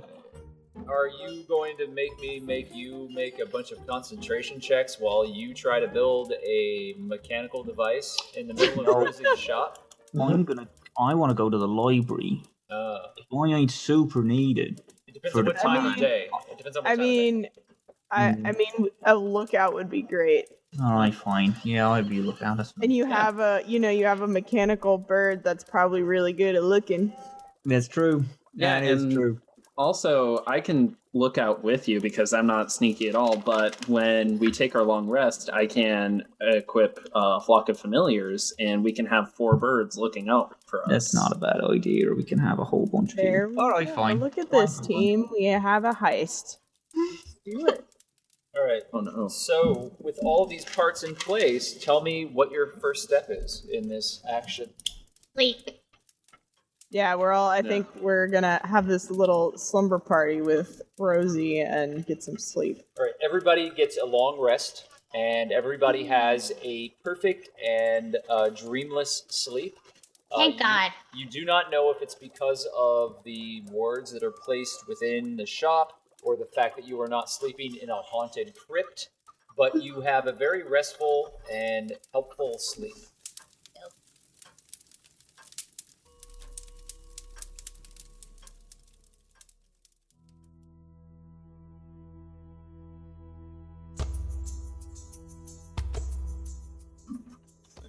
You wake up, and there are trays with breakfast that are laid out on them. There are very large stacks of what look like hotcakes, covered in syrup and confectionery candies. And there are very thick, creamy glasses of pink, hot liquid that is effectively strawberry chocolate milk. And there are these little bubbling cups of these green potions that are laid out for all of you. Rosee is not here. Bone Splitter is, but Rosee is apparently, there's a note on the tray that says, and it's like 3 pages long, but effectively, after you get through the entire note where she tells you about everything that she's done while you were sleeping, it gets to the point where she says that she's leaving to get some components and meet with a contact. Because with all of the items that have been bought from you in the party, she wants to immediately distribute them so that they're not a danger to herself or you. So she's getting rid of all of the magical components that you and your party brought. Why would she get rid of them? The point is for her to use them. She can use some of them, and as she told you, that many components are very valuable and very rare. She can use a good deal of them. She can't use all. That better not get brought back to me. That's all I gotta say. That's what Siraye thinks. Yeah. Well, she is out currently dealing with all of that. And you and your group can refresh yourselves, clean up, have breakfast, and then you can go about whatever it is that you're going to do. Okay, I'll just write her a letter to leave for her. All right. Hawk, Maglo, you guys should leave first and set up for the lookout. All right. Should we be concerned that we are perhaps still being tracked at the minute? Rosee didn't give us anything for that, did she? She has done before. There are small green bubbling potions on your trays. Well, damn! Doddle, how did you speak to me through the mine earlier? Oh, Rosee just gave me a potion that allowed me to send you 6 words. I'm sorry if it was startling. There wasn't enough room for a preface in there. It was. I just weren't expecting it. Should we have that so we can communicate between each other without speaking? It'd be nice, but Rosee's not here at the minute. Can't your familiars send messages? Didn't that happen before? We had a familiar carry a message that Maglo wrote, but didn't get there because it had to physically go in the prison and it got shot. Tell you what, I can still cast Firebolt, so I know at the very least, if there's trouble on our end, I'll shoot a Firebolt into the air. And you can always send your familiars at us, and I don't know, have them peck at our head or something when something bad happens, and we'll know to get out. Yeah, actually, that's a good idea. Sure. Yeah, I'll send one of my ravens with you. Go for it. It's time. I'm gonna put my scarf up over my face and a hood if I have one. June, what did we decide you were gonna do? The main attraction. You were gonna distract? Yeah. Okay. Alright, so Maglo and Hawk, you two set up first, and then once they're set up, June, I think that's when you can start whatever your distraction is that you want to do. I'm gonna look at the boys and say, please keep her safe.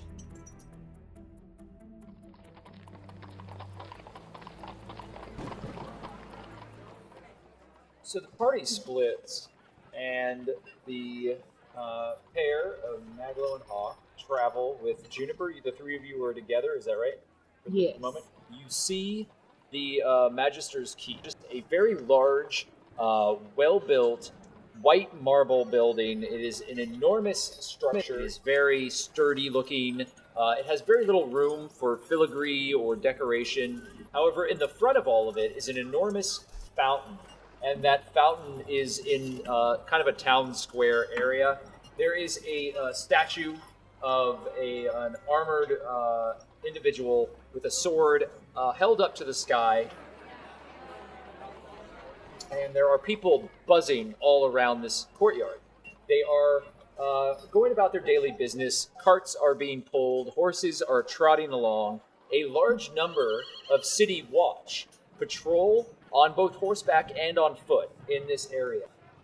On the outside of this courthouse, a open-air court space and a dais where criminals are both punished and judged. And there is currently a official-looking individual in the robes of Waterdeep who is currently overseeing a trial of some sort. And from a distance, you can see more or less that this is something to do with thievery. It's common thievery, and the individual has admitted that they were guilty of it, and the judge is kind of moving on about why the judgment that's being handed is so severe, and setting a precedence for all of the others who are within the Southern Ward to know that the Southern Ward is improving. The three of you walk into this general area. What do you want to do? How do you want to split up?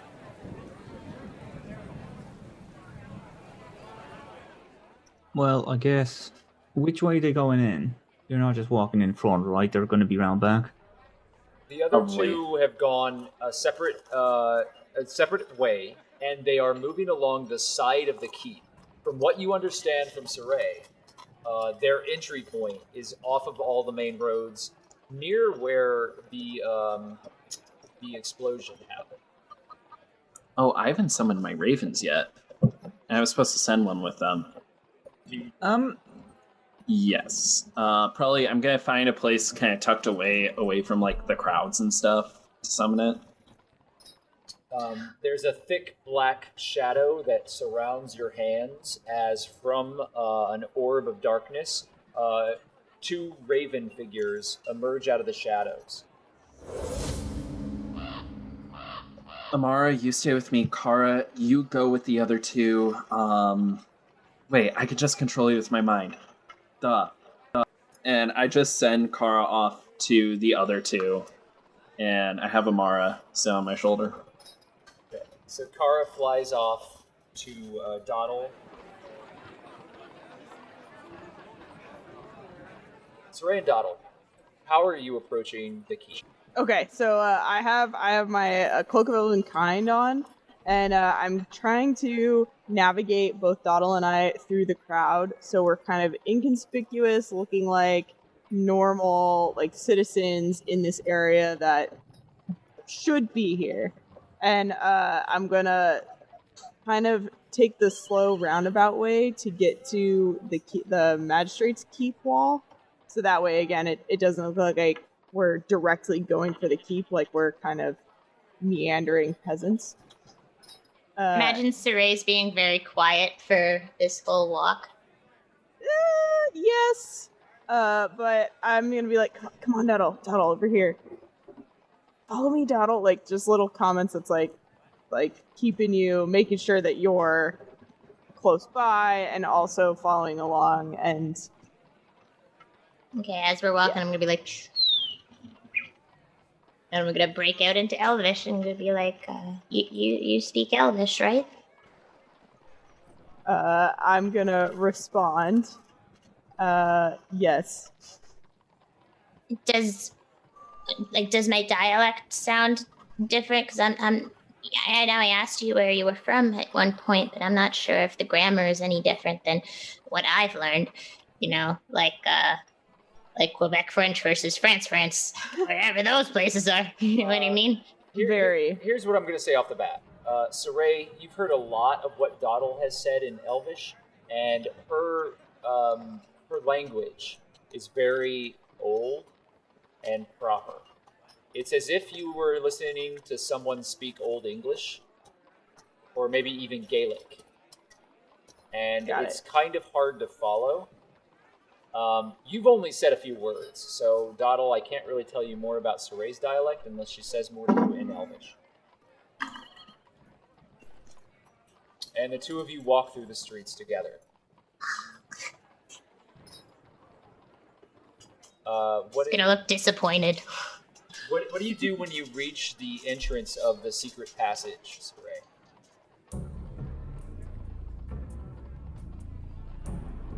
I'm going to look around, make sure no one's around. No, we're by ourselves, or at least I'll make a perception check for you. Looked at. You are going to get advantage on your perception. Okay. You rolled with the. I think your perception's +4. Is that correct? Yeah.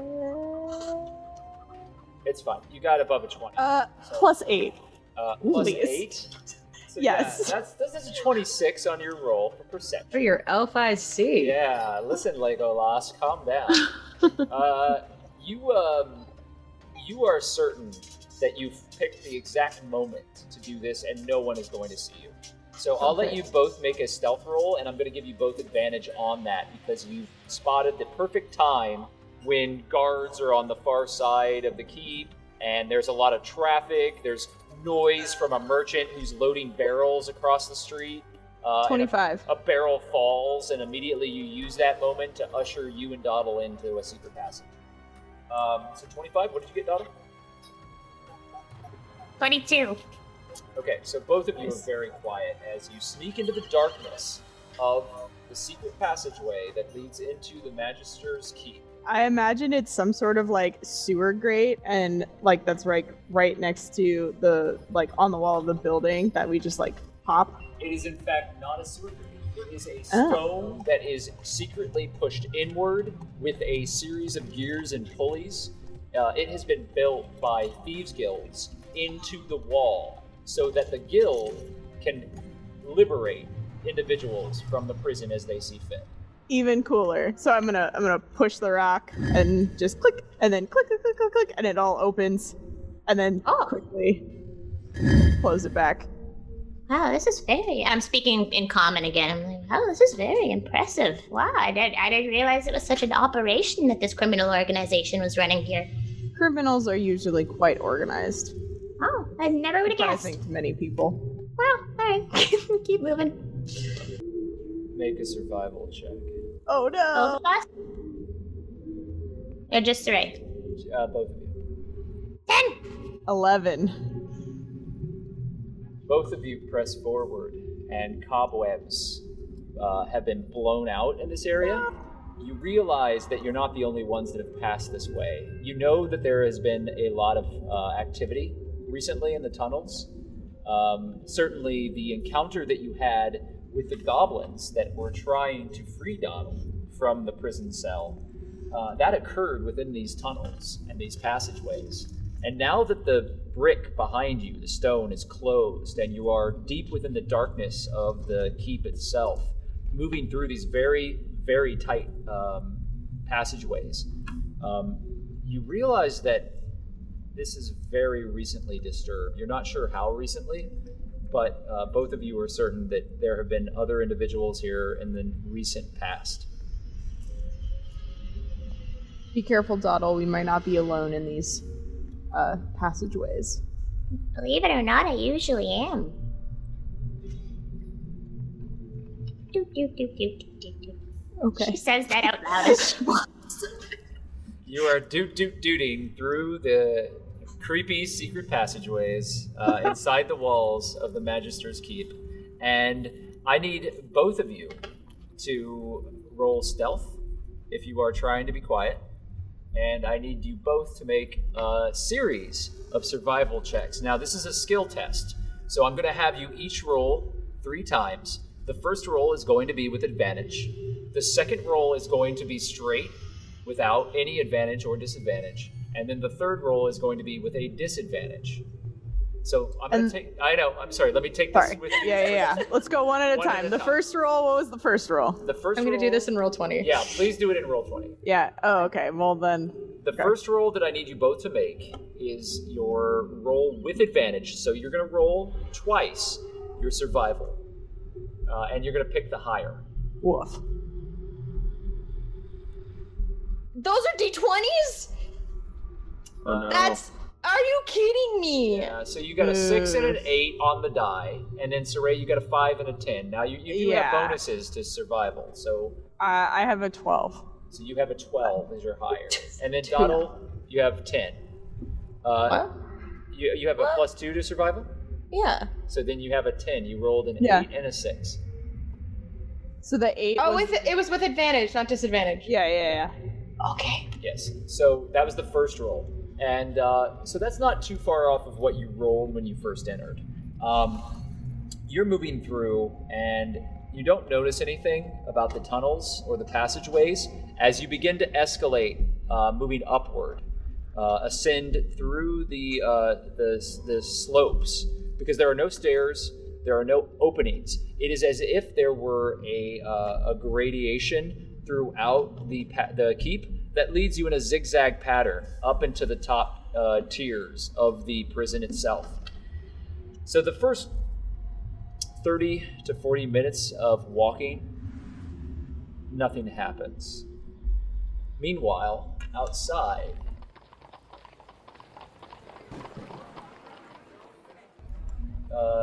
Juniper, what is it that you are doing?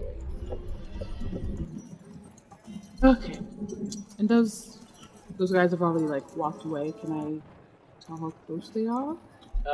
There is the sound of fluttering behind them as the raven makes its way to them. I forgot to mention that. You do have one of Hawk's familiars that is fluttering in the passageway with you, Doddle and Siraye. So, Hawk, you know where they are. Mm-hmm. And I'm relaying everything that's going on to Maglo. Okay, so they're in the passageway. They're making their way up. I think, based on the cobwebs, there might be somebody else in there. Or at least recently. Maybe someone else. I don't know. You're Not doing like this weird connective thing, Hawk, and I need you to make a dexterity check to prevent yourself from walking over a barrel and falling. That's a 5. You fall. Like he's doing this weird thing where he's like mentally connected to his familiar, and he trips over a barrel as he's talking to you. Can you warn me about that next time? I didn't say it. It's the guys that are doing stuff. Well, okay, my mind's in 2 places at once literally right now. Actually, no, my mind's always in 2 places at once. Right now, my mind's in 3 places at once. I know, So- it's very good. I'm saying I just didn't see it. I just didn't see it there. Okay, well, can you... Come on, let's keep going. Well, Alright, I'm alright. assuming I'm still close to them. Are there any like parts around me or anything wooden that could be broken or something? You have an entire selection of items that could be broken and carts that could be stolen or used in some way to make a distraction. Sure. We're not gonna steal. Hey Maglo, I'm about to do the thing. You ready? Yes, ma'am. I'm sorry, the what? And then I'm gonna like back up from them, and I'm gonna form whip the crap out of an existing cart's wheel. Hopefully it'll... One that's traveling or one that's just sitting? Not traveling. We're not gonna kill anyone. Alright.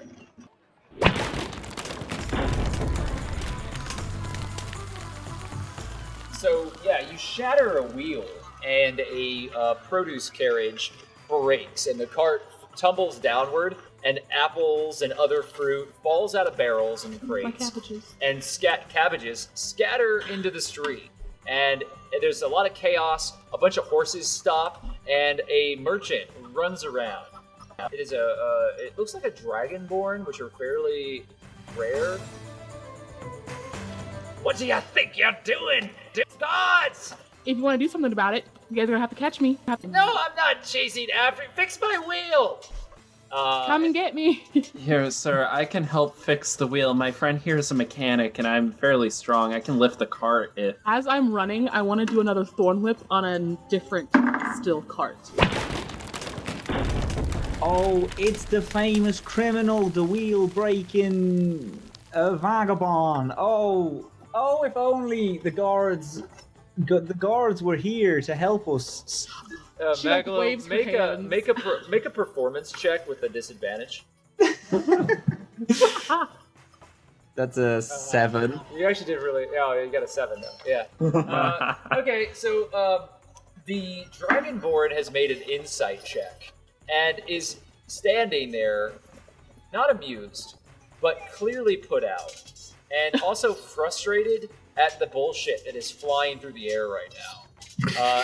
He does not believe anything that any of you are doing, and just kind of backs away, confused. Meanwhile, other individuals, however, have noticed this, and the guard are starting to take notice of what you are doing, Juniper. You hit another wheel, and you shatter it, and another cart breaks over, and then you hear a...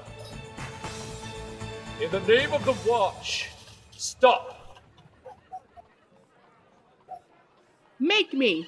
And I'm gonna whip another one. Oh god, this is... Oh no, it's the wheel-breaking psychosis, a terrible curse that has afflicted Waterdeep. Somebody catch her so that we may end it. I feel like we're... Hawk, make a performance check at a disadvantage.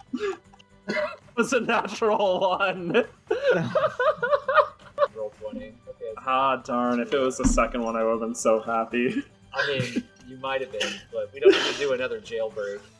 Maglo is like looking at both of them and being like, right, I know I was reading at the time and I wasn't really like concentrating on the plans, but was this really the plan? Is this really what we were going to be doing today? YOLO. So the Dragonborn like yells out at the guards, I don't know what's going on, but I think that they're in league with each other, and shouts that out to the guards, pointing to both of you as you had both approached the Dragonborn the moment that the wheel had shattered. But Juniper now is far down the road, breaking wheels as she runs, and the guard immediately takes on pursuit on horseback. Oh. What would you like to do, Juniper? Dear. You coming at me from where they were? They are coming at you very quickly. From the direction of where Hawk and Maglo are? Yeah, they have clubs. Ah. I'm gonna try to jump in front of a moving cart. Hopefully there's no one fragile on said cart, and I'm gonna whip their wheel to try to like barricade between me and the horse. Yeah, we're getting fancy, aren't we? Fancy. Let's have Going you full in is on roll this. in roll 20 and have you make a sleight of hand check. Because I think that this deals very much with hitting the wheel in the right spot to try to cause the effect that you want. That is a natural 1. I was looking for it because I couldn't see. So I'd like for you to make another roll in roll 20 to see if you get a second. Nope, you didn't get a second natural 1. So you're safe from that nightmarish situation of rolling 2 natural 1s, but you still rolled a natural 1 on this Oh check. no. Are we gonna have to do this again and break June out of jail again? Oh no. No, because she might get killed.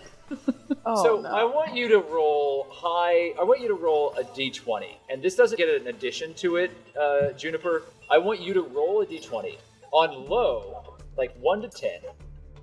Something bad is going to happen to the people on the card. 10 to 20, something bad is going to happen to you. I don't know which one I want. Hey, natural 20. This At is least it's me. absolutely going to be a problem. So there's no. I wasted my 20. Did you, or did you use it exactly Yeah, when maybe it was needed? saved. Yeah. Children. So the carriage actually, you do whip the wheel, and it shatters, and the carriage flips up off the ground in slow motion surrounding you as all of these boxes scatter out, and they break open, and all of these geese just run free, screaming across as they like crash everywhere around you. And the carriage is turning end over end in the air as the horse that was pulling it has crumpled onto the ground and rolled, and then it's on its side right now. The merchant that was driving the carriage, thankfully, has fallen into the gutter, into a puddle of water, and seems to be all right. However, a box, a large crate, is coming directly towards you, and I need you to make a dexterity save, please, to prevent from being hit. By the geese. Mom, Where the geese box. This just became the Untitled Goose Game. Mom gave me an 18. 18. So you do roll out of the way, and you take 3 points of damage as you drop to the ground immediately and roll as this box just shatters right next to you. And it's not full of geese, it is full of feed for the geese. So there is, there's grain that just shatters everywhere around you. Well, shit. You are currently prone, and I need you to roll initiative. What have I done? Oh no. Come on, Mom. Maglo and Hawk roll initiative as well. Oh no. 13. Okay. 13. 11. 3 13s would have been really nice, but I get it. It would have been. Yeah. But I get it. Alright, so the first people that act are the guards. And 2 of them are charging forward, and they are going to swing at you, Juniper, with clubs, telling you to halt. The first one misses and rides past you. Because you're low to the ground, the guard swung low, and it looks like they're trying to either club you on the head or just knock you further down so that you do not stand back up. The second one rides by and turns, dismounts, and has a club held down to you. Do not move. You are under arrest by the Code Legal. In the name of the Lords of Waterdeep, you will relinquish your attacks. It is now Juniper and Hawk's turn. What would you like to do? So the Blue Dragonborn just said, I think they're in league with each other, right? Yeah. I turned to him. In league with... My husband and I are just simply trying to go to the farmer's market. In league with each other? I'm sorry, this is a modern city, good sir. I don't know if I should give you disadvantage or advantage for that performance, so I'm gonna roll a d20 on high. Maglo, kiss him! Really hit it home! Hey, I grab Maglo by the front and I kiss my husband. All right. I'll give you advantage if for no other reason than this is the most confusing story that you've ever woven. This poor Dragonborn has been given way too much backstory for why somebody has shattered the wheel on their carriage. So I'm going to give you advantage though, because your distraction is working on sheer distraction levels. The fact that it's so ridiculous. Go ahead and roll. So this is persuasion? Yeah. Or no, this is performance. Performance? Either way, so that's a 21. Alright, so the Dragonborn is just confused, but believes you, and now doesn't know what to think. Apologizes under his breath as he slowly starts picking apples up and putting them back into a barrel. Meanwhile, the guard is surrounding you, Juniper. What would you like to do? Is it like the club is like right to my face? No. Okay. I mean, it's in your face, but you have spaces to move. I have space to move. Yeah, they would get an attack of opportunity if you tried to move out of the range, though. All right. Put your weapon away. I'll go with you. I'm just trying to have fun, you know? You were casting magic in the middle of the courtyard in front of the Magister's keep. Listen. The Watchful Order will know what to do with you. You mean those guys coming down the road at us right now? Make a performance check with an advantage, because I believe you. It was a good performance. Mm-hmm. Both for 14, so 14. Okay, I'm gonna make an insight check. He turns around. Homegirl is gonna, I'm gonna cast Sacred Flame. I don't want to hurt this guy. I'm gonna cast Sacred Flame on one of the empty carts that's farther away from, like, me. So he gets distracted by that. So, in the distance that the guard is looking, the watch, you are now bursting a cart into flames. Whoa, dude, who did that? I didn't do that. Oh, God. Now I need you to make a performance check at a disadvantage. 8. 8. Wait, no, wait. Let me check my performance. I should do that, huh? Yeah, add your 8. your- It's still 8. All right, we'll come back to you. As the guard looks at you, and you do not think for a moment he believes that you don't know who did that.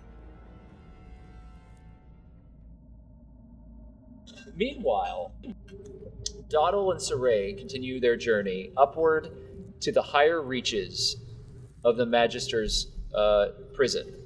You now are going to make a survival check that is straight. There's going to be no advantage or disadvantage. If you have inspiration, I'd remind you that you can use them now. Survival? It is survival. 21. Nice. 18. Both of you move forward down these passageways, and a few things become apparent to you as you're doing so. This way also has been recently trod. There are faint footsteps in the dust. They are leading both directions, so it's hard to tell where they probably ended up, but it is clear that someone passed through here and then passed back. From what you can see, and from the type of boot print that it is, you believe it was only one individual. With a high-heeled, very, very expensive-looking boot. It doesn't look like what was in here. We met anybody that wears a high-heeled boot? I mean, I feel pretty confident flirting somebody in high heels. I can't do anything in high heels. The type of high-heeled boot is a noble style make of boot. You've seen it, Siraye. Many of the nobles, the Waterdavian nobles, wear boots like this. They are for men and women. They just raise your heel up significantly, but not so much that it is like a traditional modern high heel.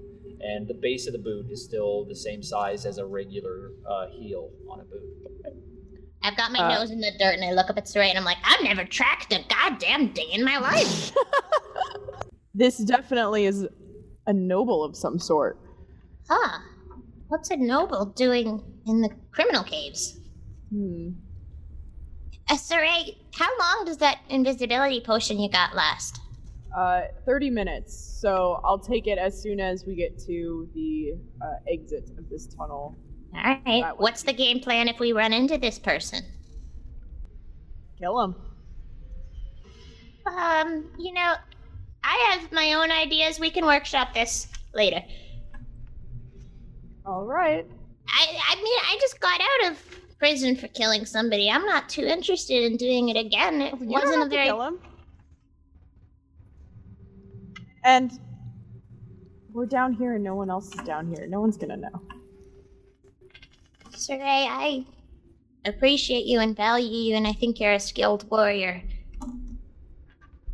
I don't base my morality whether or not there's going to be consequences for my actions. I'll let you do what you need to do, because I trust you to get us out of here, okay? Alright. And then I keep going. Yeah, I keep going too. You continue to track further up these tight corridors, and they become even thinner, and it opens into an area that you're familiar with, Doddle. You have found a broken palanquin on the floor here. It is covered in a new layer of dust, and there are spiders crawling on it. And the chair that once sat the goblin that you knew as Big Hat is here. And there are pools of dried blood and no bodies whatsoever. Everything else has been left as it were. Do I, recognize that this is a goblin make? You both can make investigation checks. 12. No, wait, 13. 1 not natural. I didn't know you had a negative on your investigation. Yeah, I have several negatives. All right. So My intelligence score is a negative. You are certain that you've never been here before, Siraye. I mean, no, you just don't recognize the place. This looks like a bunch of trash. You're focused on getting upstairs to this holding cell that has these items in it. You're not focused on this room. Doddle, looking around, it looks like things are as they were. There should still be bodies here, and it looks as if things have been shuffled around, as if somebody were moving things. They're not in the place that they were before. Siraye, someone's been here and cleaned up. This is where myself and Maglo and Hawk and Juniper fought a lot of goblins and defeated a lot of goblins. And if you will notice, there are no goblins here. There was also a dwarf that was murdered by Hawk on the floor off in the distance, and you do see this pool of blood there, but there is no body. I'm just gonna go over to the pool of blood and put my hand on it for a second and then just take it away. It's dried, and your hand is clean when it pulls up, but you see now beyond it the corridor that led to the junction point where the other goblin had a portal that was open that led the mind flayer and the dwarf into the space. I say that to Siraye, so what does the map say we should do? You would go in the opposite direction. We need to go this way. Alright. It might be a good idea to be a little more cautious moving forward. This doesn't sit right with me at all. If it gets bad, Doddle, just run, alright? You have those boots of teleportation, you can teleport to move faster. I'm afraid I can't promise anything, but if I'm confident that you're gonna be okay, then yes, I will. And follow the map. Continue down the other way. Carefully. We're more careful probably now, because we're a little more wary. I need you both to make a survival check at disadvantage for your final survival check. It's 10. That's a 4. Meanwhile, in the street, Hawk and Maglo, you are in each other's arms in front of the Dragonborn who is picking up apples. And down further in the road, you see Juniper on the ground as a guard has confronted her. A second guard is turning around and on horseback, heading back in the direction of Juniper and this guard who is dismounted. A horse is kind of wandering off to one side for the city watch. While all this is happening, you then hear a bell begin ringing as a fire has broken out in the cart that Juniper somehow was pointing towards. Off in the distance, behind you, you see a small squad of 5 other city watch heading your way. Milo pulls away from Hawk, what the fuck you doing? You can't just do that. Not in public. I get really passionate, my love.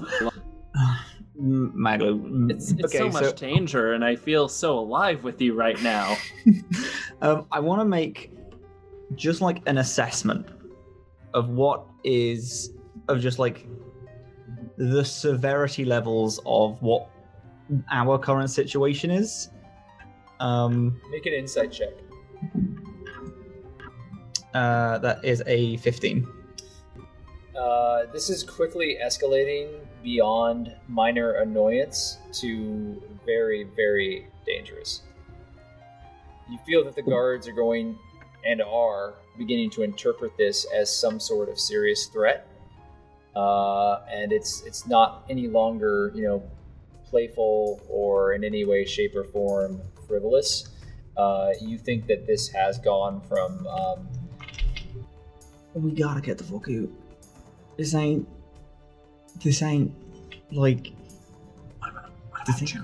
No, we're gonna get. I mean, the three of us gotta get out. I'm just telling you that we gotta get out. Okay. The guards on horseback that were approaching down the street, first of all, the one that was on horseback backs up the other one. So, Juniper, there is now a guard on horseback directly behind the guard that is on foot with you, holding a club out to you. There are 5 other guards, 4 of which continue on down the road. A 5th guard stays behind and stops and wheels around, asking the Dragonborn, "What has happened here?" As she looks down at the Dragonborn looks up. "I'm afraid at this point, I'm not even sure anymore. You could ask these 5 It is okay. gentlemen." It is just a misunderstanding of what myself and my partner we were walking through, and it just seems like there was a small mix-up. It's no harm, no foul. Yes. Like, okay.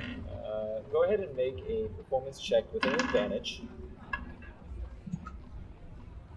That's 17. Is this true? She looks to the Dragonborn, and the Dragonborn looks to you. I guess so. If it helps, my partner and I would be more than willing to help pay for any physical and emotional damages that this may have caused, if that will help smooth over the process. Oh, but you know, as much as we would like to, we are not. We don't have a lot of money, and of course, we weren't involved at all, so don't have any moral obligation to. And then just slightly, just like elbows Hawk. Yes, we're very passionate about the community. I mean, it's given us so much, and we just moved here. We're hoping to start a family, and I need both of you to make deception checks at a straight roll.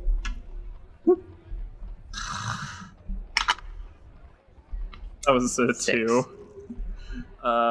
Plus 4, so that's 6. Whereas this guards person, she was certainly ready to keep riding on. She has had her interest piqued by the last few statements that the two of you have made. And she just is silently nodding now as she is disembarking her horse.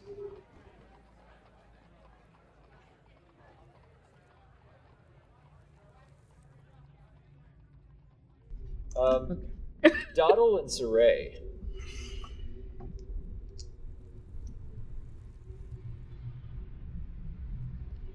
Doddle, you've been passing through, and you've been very careful.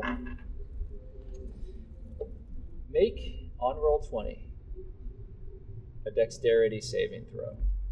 Oh, why? Okay. Oh, thank God. That's a 19.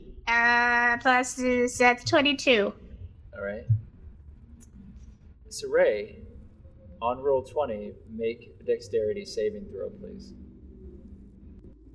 12. Doddle, you move forward just in time, stepping over the wire as Siraye trips it. It pulls forward on your boot, Siraye, and you feel the slight tug, and you immediately know what's happened. And you curse your clumsiness. You're better than this. Can I try and grab the wire as it gets tripped? Because of your skill as a rogue, I will give you one chance to do so. You can make a straight dexterity saving throw to grab the wire, but the wire will still be tripped. If you let go of it, no matter what happens, it will trigger. It's a 4.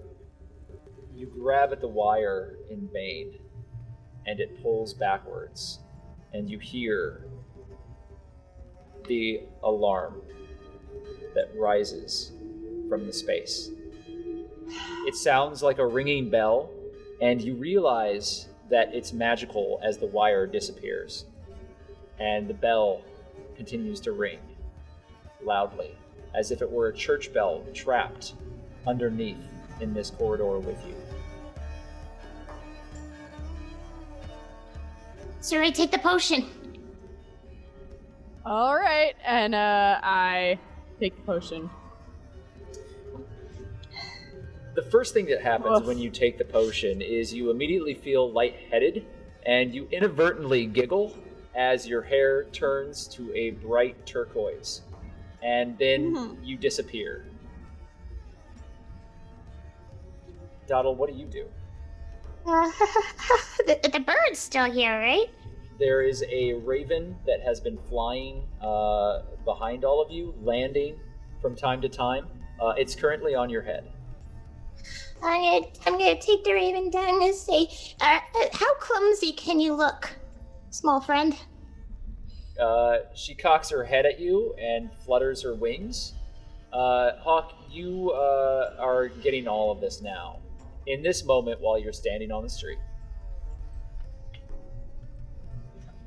I'm gonna put him, her, I don't know your gender.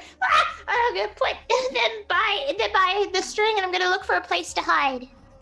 Okay, you put them by the string, and then you look for a place within this very tight corridor to hide. You can make a stealth roll at a disadvantage. Who's doing roll 20? Oh, swell. All right, so it's 14. Well, 14 is actually good. So you do manage to find a space that you can hide in. You think that you're going to be well hidden, and it's a small crevice that, because of your size, you're able to kind of squeeze into. It is near the cave-in the rocks, so you're hiding underneath a bunch of rubble.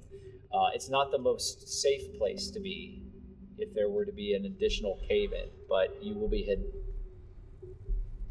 I'm gonna just stick close to one of the walls because the invisibility doesn't make me like a ghost, right? It just makes me someone can run into me. Yeah, you correct? physically are there. Invisibility's gone. Yeah, you physically are there. Okay, cool. Yeah, I'm gonna like tighten up next to a wall. And the invisibility doesn't disappear if you get touched. It just it disappears if you attack. Got it. So after a moment, there is a sound from further down the corridor from the direction that you came. And a red pulsing orb floats into the space. And there's a hum of magic. Oh no. As the orb floats throughout.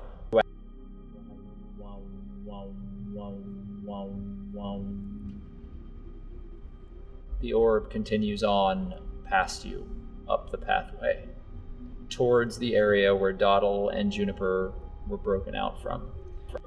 Wow, wow, wow.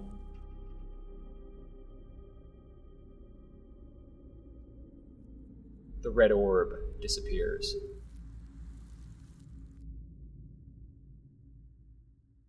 Juniper.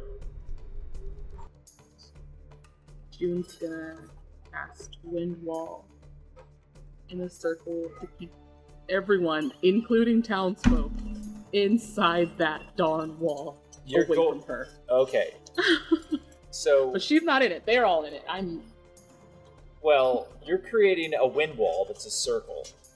And Yes. you are in the center of it, or you are outside of it? I'm outside of it.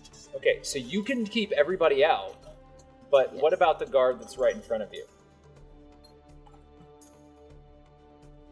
Because you've got people on either side of you, June. So you can keep the guards that are coming towards you in a circle, but you'd have to cast it again to get the guards on the other side. Because if you cast a circle around everybody, you would all be in the wind wall together. Sorry, I had no idea that you would be doing this, so I do not have a map prepared for it. That's okay. Yeah, no, that's all right. Another figure, well, I'll let you think about that. Because another figure is appearing on the street, and Maglo and Hawk, you recognize it as Lieutenant Ecclebar. Oh no. His long, droopy white mustache is very noticeable. As you see, the lieutenant must be on patrol in this area, as he rides up to the other guard who is talking to the both of you. What seems to be the problem here? Ah, hello there, Maglo. What is there? Are you part of this? I'm not part of the unit. No, was just doing some regular tests, actually, just making sure that everyone's on the top of their game in terms of making sure response time's good, making sure we've had a lot of like problems around the jails and stuff. So I was myself, my associate here, we're just making sure, and my other associate who's just over there, who was thorn whipping things, just making sure that the guards are really good and snappy when it comes to making sure that the guards inside the jail can make sure that the jail is safe and also make sure out here is all fine. I understand that this is a bit of a mess, and it kind of got away from us. We're still testing you to see how much it works. Of course, I'm sorry, sir, he's going to look at the Dragonborn. I know this all been a bit confusing, but you've definitely dealt with it in the best way possible. We are going to pay for everything, so don't you worry about it. In the meantime, I should probably help heal that horse down there. It may have taken a bit of a tumble. In the meantime, I do apologize for the mess. This was originally a concept that Inquisitor Sternwald wanted to implement before before everything that went down. So we were carrying it out as according to our original schedule. Unfortunately, do we send the memo?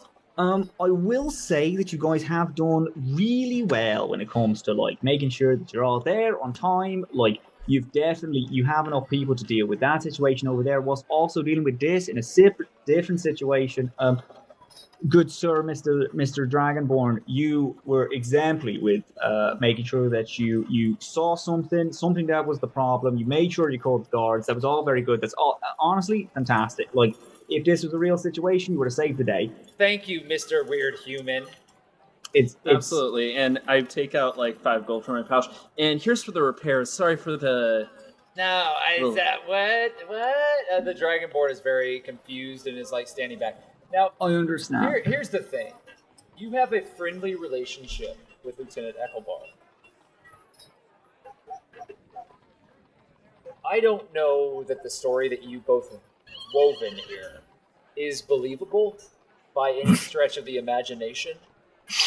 And you've layered it so much that it's clearly a deception. So I'm just, rather than having you roll with advantage, I'm going to have you roll straight. So just make Maglo make a straight deception roll to see if Eckelbar is going to believe you. Okay, I'm going to use Flash of Genius with that, which makes it 22-23. So he believes you. Despite the ins and outs and circuitous nature of your very confusing story, he kind of nods. I think I understand what's happening here. You two are trying to prove yourself.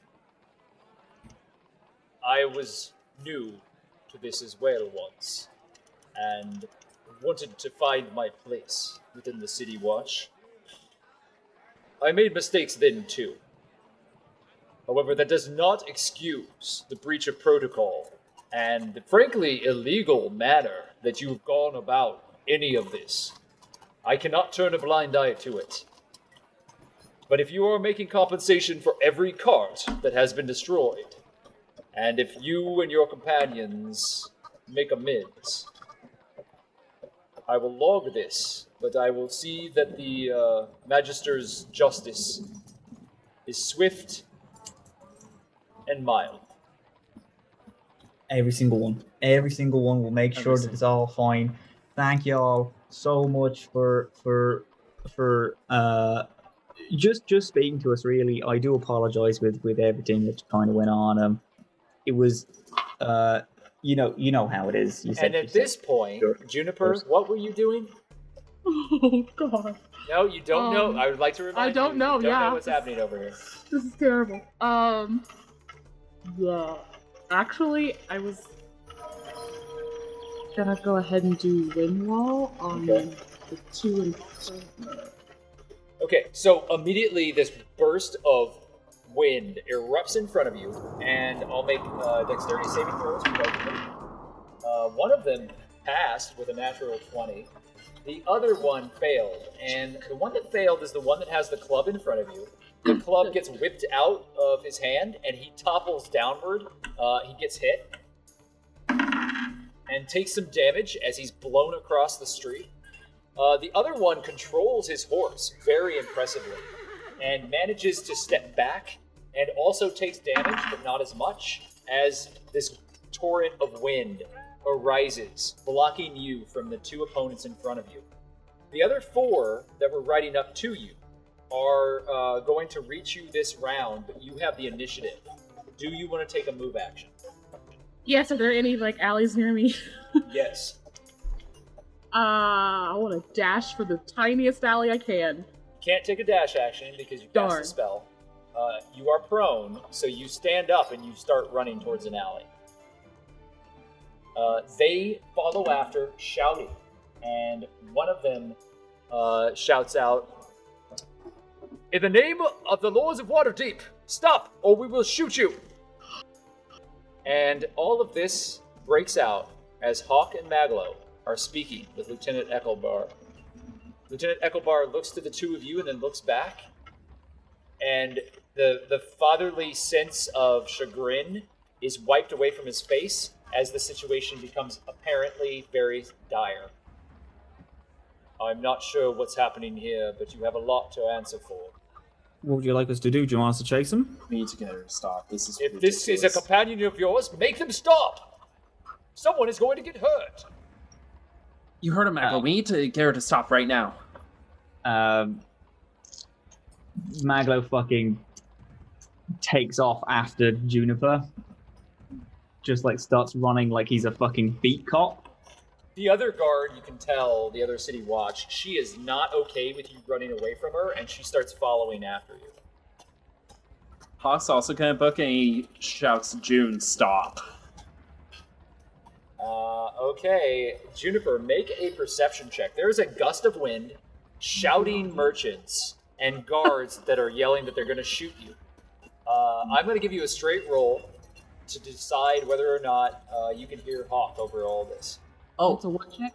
I also forgot. I'm making a perception for you. I'm sorry, I make those rolls. Oh, okay. I forgot. I have my other familiar out. Can I have my familiar fly out to where she is? And hopefully... So, yeah, you can command it to move for free as a bonus action. It flies off, but it's not going to reach her this round. Okay. So, yeah, your other hawk or your other raven flies into the air. Juniper, you do not hear Hawk's shout as you run down the alley. Initiative order, back up at the top. Hawk, you and Juniper are acting first. Hawk, what do you want to do? Hawk's making a dash to where he last saw Juniper before going in the alley. And you are also commanding your raven to fly ahead. What do you do when the raven gets to Juniper? When the raven gets to Juniper, I want it to land in front of her, spread its wings, and just caw as loud as possible. Just to, stop! But in pro, so probably not like that. Yeah, it's just gonna stretch out its wings and caw as loud as possible, non-stop, no breaths. Okay, and then Juniper, you run down the alley. What are you doing? Is there anything in this alleyway? There are boxes and crates, a number of garbage bins. There is an outhouse and a brick wall that leads over to another section of the city. All right, I'm gonna try to knock over all the crap in the alleyway so that they can't. Okay, make a strength check. 8. You are running through and just grabbing things, and some things are tipping over, other things are far too heavy. You actually just knock down a couple things, and you just kind of make a mess as you're going. It doesn't look like you're really impeding anybody, but you're just being more destructive as you run through this alleyway. And at the end of your round, a raven lands in front of you and spreads its wings. Hawk? What am I supposed to do here? Do you stop or do you keep running? I stop. Okay. And because I'm aware that this is part of Hawk's thing, because I watched him send it to... You take 8 points of damage as a crossbow bolt enters into the back of your shoulder, and the piercing pain sears through. Meanwhile,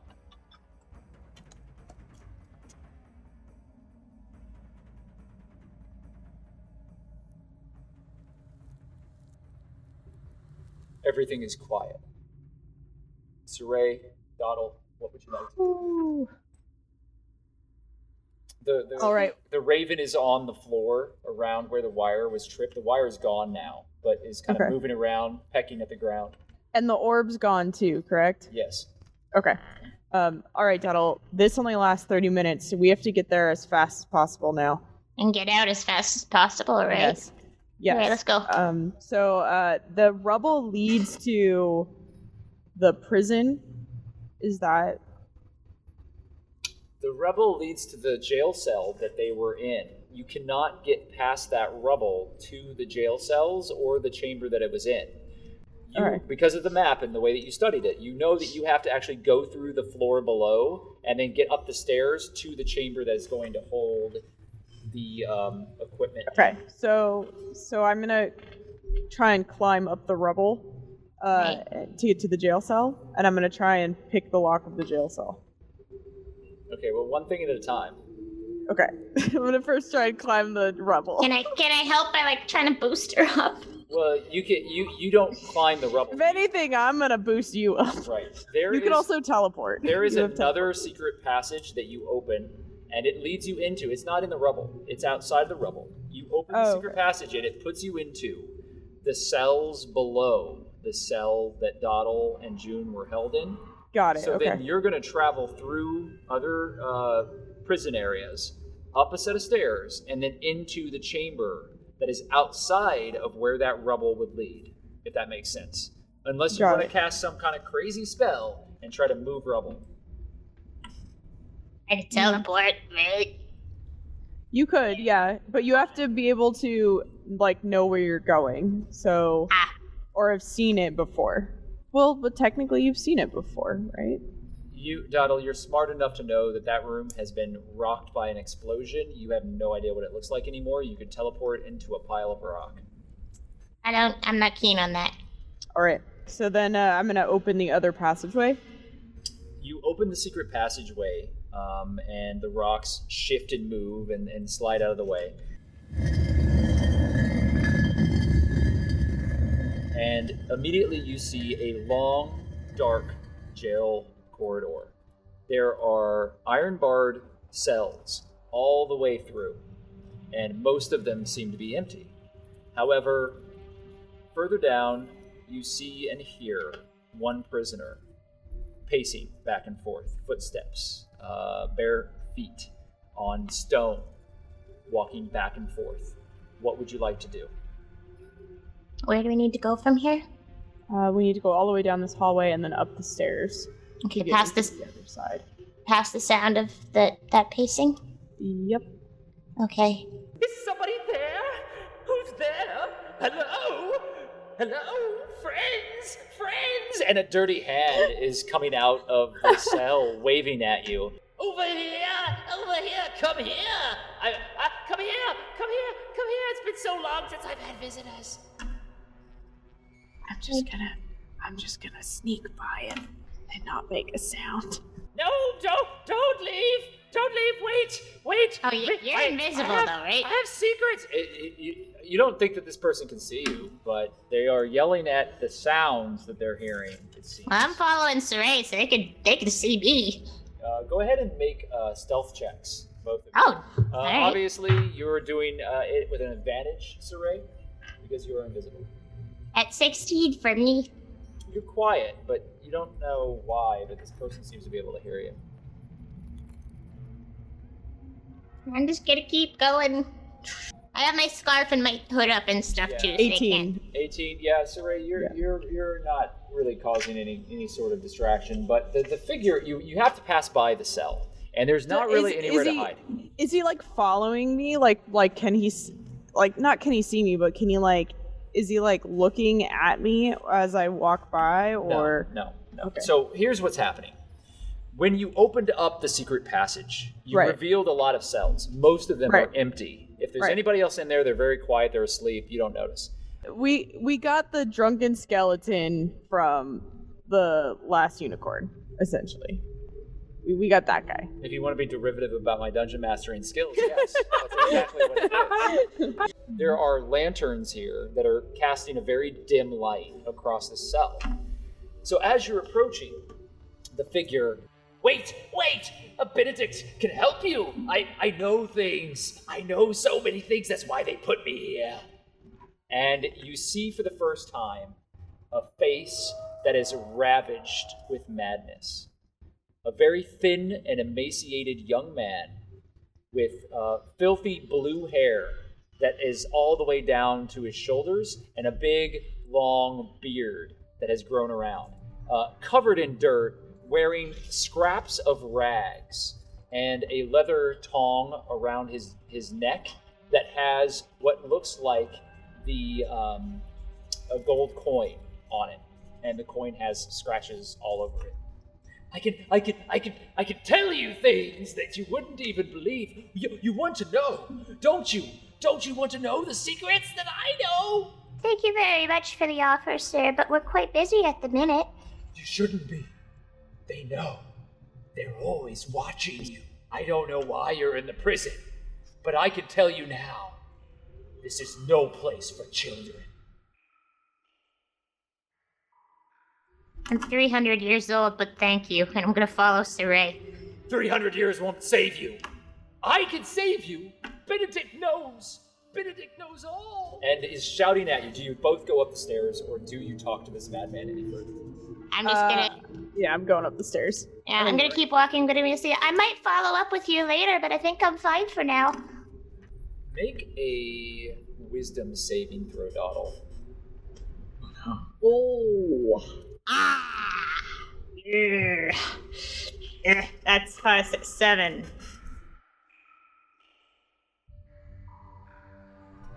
Come back! Come back! And there's an echo in the voice.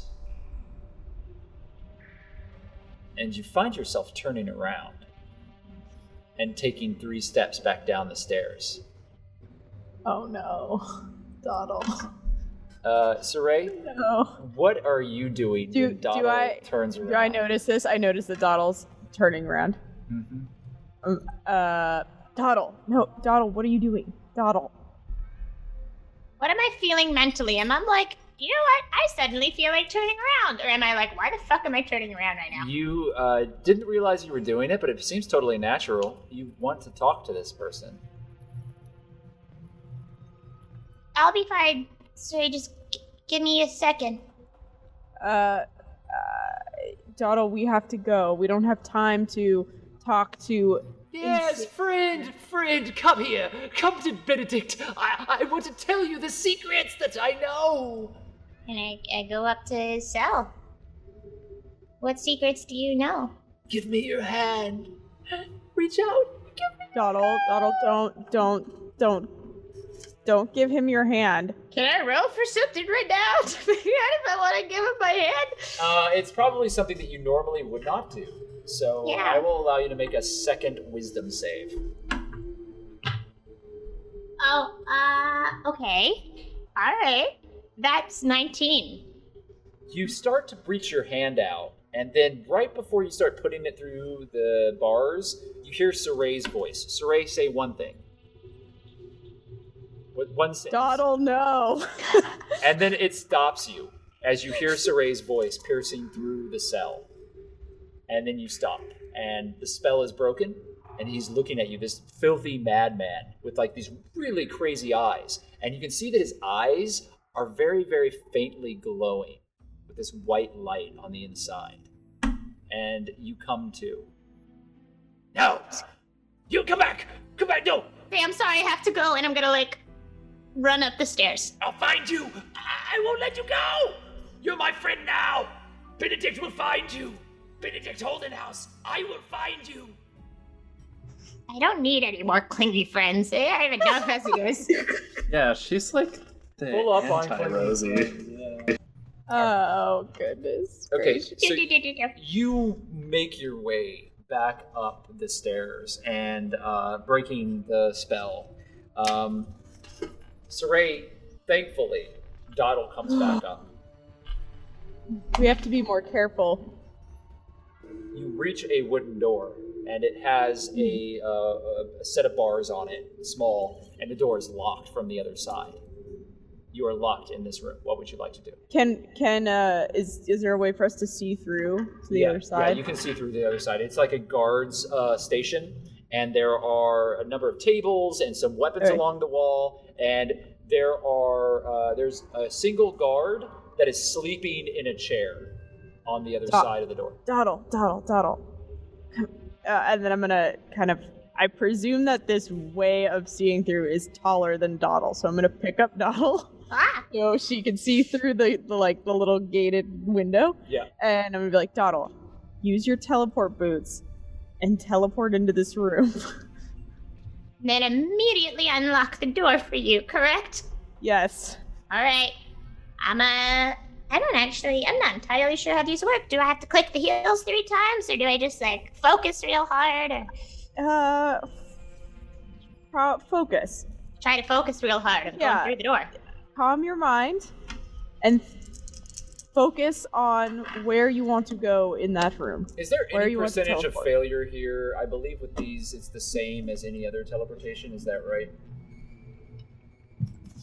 It is specifically it's specifically Boots of Winding Path that he's made. So as a bonus action, you can teleport up to 15 foot to an unoccupied space you can see. You must have occupied that space at some point during your current turn, it says, yeah. So it's not even... It allows you to dodge. It doesn't allow you to necessarily... If you've been in that space before, you can go back to that space. So it's like you can get out of things when you're close to people and stuff. Got it. Okay. So Doddle concentrates and immediately disappears and then reappears in the exact same spot that she was in. Well, that didn't work. I mean, I could get him to open the door. If we really want to be crazy about this, that potion's only lasting for half an hour. Come back! You hear the yelling, and the guard begins stirring from his sleep. Okay, I push myself up against the wall, so when he opens the door, he won't be able to see me. The guard slowly stands, mumbling to himself. That crazy git won't shut up. I'll teach him how to yell in the middle of my rest. I'm tired of his nonsense. And you hear keys as the door slowly creaks open. I'm gonna try and also, if Doddle's going on one side, I'm gonna go on the other side, not try and hide against the wall. I need you both to make...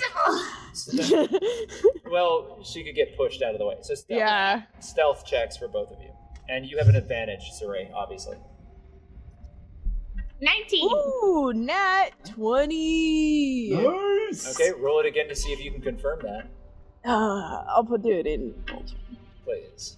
Yeah, you both manage to very carefully hide, and the guard walks past you and down the stairs.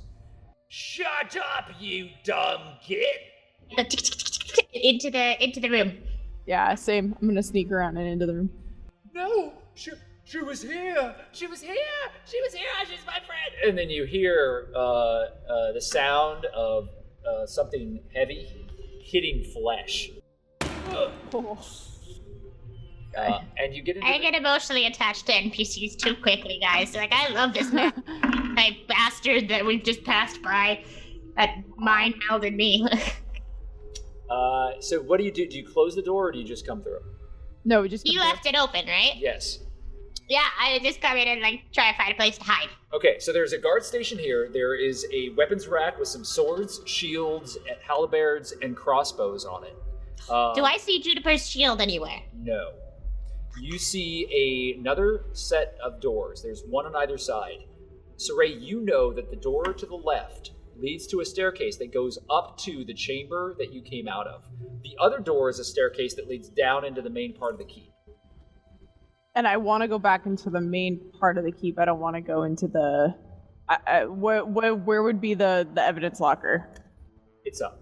You know that you have to go through the left, up one more floor, and then that's where the shattered chambers are going to be, where Juniper and Doddle were held. Okay, we need to go upstairs, Doddle. This way. And I like kind of pull, because I'm invisible, so she can't see me. I'm going to kind of pull on her sleeve, be like, Doddle, this way. Yeah, you pull Doddle towards the door, and as you pull the door, you realize that it is also locked. Shit. I'm gonna be quick about it. I'm kidding. I don't have a bobby pin or anything. Do I have anything I can use to pick a lock? You are trained in lockpicking, aren't you, or are you not? I have 6+ of sleight of hand. I have thieves' tools. They were probably taken from me considering I was in prison. You do not have thieves' tools. Is there a pencil anywhere? I have some. Okay. Give me that. Here. Okay, so whoever wants to make the roll can make the roll to pick the lock. Go for it. That's 25. Nice. Sleight of hand, right? Yeah. So fairly quickly, you manage to use the pins that Siraye has given you. They're very good tools. And you manage to pick the lock, and it turns with a click. And the door is open. Meanwhile... Give me that. Let's go. We need to get out of here. Meanwhile, in the streets below... Hawk, you have been watching this from Kara the entire time. You saw a very strange image of a crazed prisoner being beaten by a guard. That's just cruel. But you also see, and it's confusing to you because you're seeing through so many sets of eyes, you see Juniper as she stops in front of you, and she goes, Hawk? And then the end of a crossbow bolt pierces out of her shoulder. We need to get to Juniper. We need to get to her now.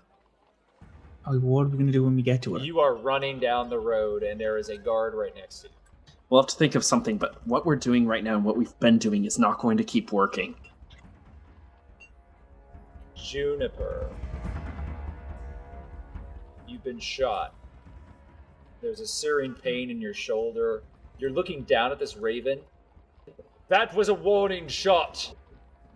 Halt in the name of the Lords of Waterdeep.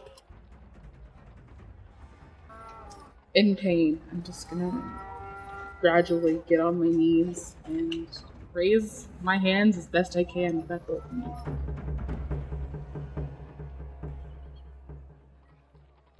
The guards surround you. One of them is on horseback further down in the alleyway, and the others are on foot, both of which are now holding crossbows. And they point the crossbows level at you. Any items, magical or mundane, that you may be carrying should be placed in front of you now. You're under arrest. Guess I'm under arrest. They pat you down. You don't have any daggers or anything like that on you? You don't have, yeah. They whisper to each other for a moment. What is your name? Kara. I would ask you why you're doing this, but it's far beyond us to question you at this point. The justice will have to decide what to happen next. You have harmed many, and you have caused chaos within the streets, in front of the very prison that holds those who would break the code legal. Do you have anything to say for yourself? I mean, I never meant to harm anyone. Are you mad? And in that moment, Hawk, you and Maglo appear. Behind you is a guard, and slowly approaching is Lieutenant Eckelbar. What would you like to do? I'm gonna walk up to Juniper, pat her twice on the shoulder. Do you have anything to bite down on? Alright, well, this is gonna hurt like a bitch. And I grab the arrow and I pull it out of her shoulder and I cast lay on. Is it lay on hands? Mm-hmm. It's my features and traits. Yeah, let me pull it up. Yeah, you can roll for the hit points that you restore. Yeah. So it's just a pool of healing that I have. How many points are you down from that one? 8. Alright, I'm gonna heal you for 8 points. Thank you. So just And then I just cover it up. Excuse me, what are you doing? And one of the guards stops you, Hawk. You have this bloody crossbow bolt. We do not need citizens interfering with our investigation. I'm just gonna give him a look of death. Not like a look of death, but I'm just gonna like give him just a dead-eyed look. Make an intimidation check, please. It's 15 plus 7. That's a 22. He stops mid-sentence and loses his words as he stammers. All the confidence is drained out of him. No. We're gonna need to have a conversation with Lieutenant Eckelbar. Hello, I'm sorry. Hi, we're not citizens. Not exactly. We're. Shit just got out of hand. I'm very sorry. I look at Maglo. I look at Juniper. I look at him. We are citizens. It is out of hand, and we do need to speak with Lieutenant Eckelbar. I mean, we're not entirely citizens. We have been. All right, fine. The other guard that was running behind you, she catches up. They are telling the truth of a sort. They do have association with Lieutenant Eckelbar. Apparently, they are conscripted as investigators at some capacity, but I still don't know what's happening. You and me both, pal. It kind of got. Listen, we have stuff.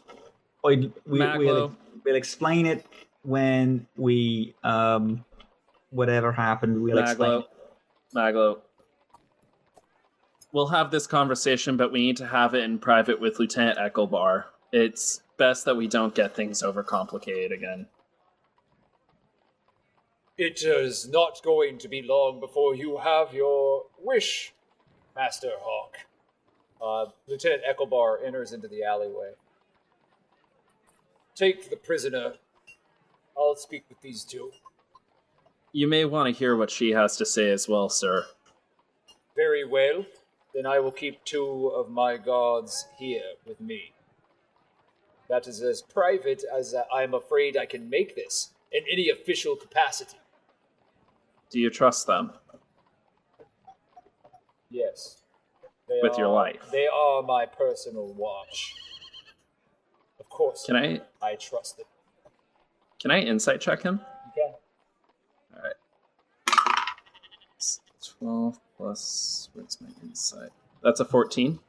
You believe that he believes that these are trustworthy guards. That doesn't mean that they are trustworthy guards. You believe that he believes it. I trust his word. I'm gonna lean down. I'm gonna, look. Alright, guys, huddle in.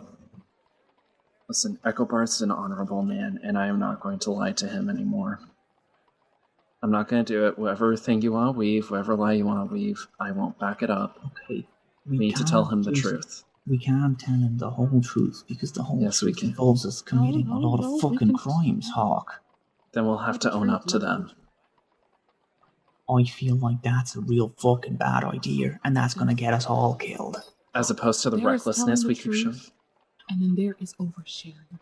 We don't overshare. We tell him the truth. We tell him what is going on, but we are in deep.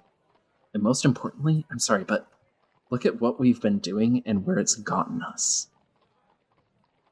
I was reckless too, Juniper, and it got people killed, and you could have gotten us killed. Or yourself. Lieutenant Eckelbar, we have committed various crimes against the Code Legal. And that is the honest truth. And we have done so to protect our lives and the lives of the people we care about. We're being chased by criminal gangs, and unfortunately, they may have even infiltrated the watch itself. We're very careful about who we talk to, but you're an honorable man, and I believe I can trust you. Make a persuasion check. That's a 19 plus 7. That's a 26. When you first approached me, not so long ago, on the streets of Waterdeep, I thought for certain that neither of you meant any kindness or goodness to this place. I've grown very accustomed to being able to spot ne'er-do-wells and troublemakers within the city. However, both of you proved yourself that same day to have valiant hearts and to wish for the best for those around you. I understand that High Scribe Bellevue has put certain trust within you. That is not commonly known. But as I was the one who vouched for you, she did see fit to inform me of your mission. She has not heard from you. Your mission has gone unaccomplished, ignored. I admit I feared for your safety. Now I can see that you have tarried from that mission. I'm not sure what you're doing. I do know that there are forces within the city that cannot be trusted, and that there are forces even within our city watch that are duplicitous and working for criminal organizations. This is true. The goblin that was arrested was actually an associate of ours. She wasn't a murderer. She was attacked by a criminal gang. And because of that, she was arrested. She wasn't even originally a goblin, but that's a whole different thing.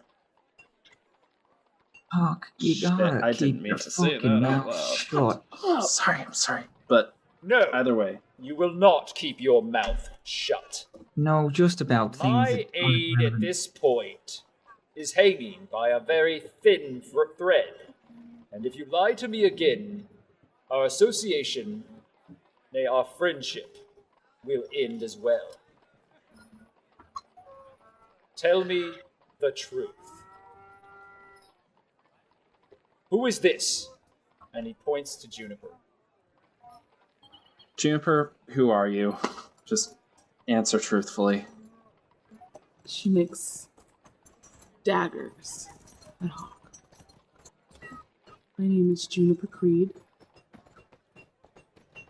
and I'm a wanderer, a follower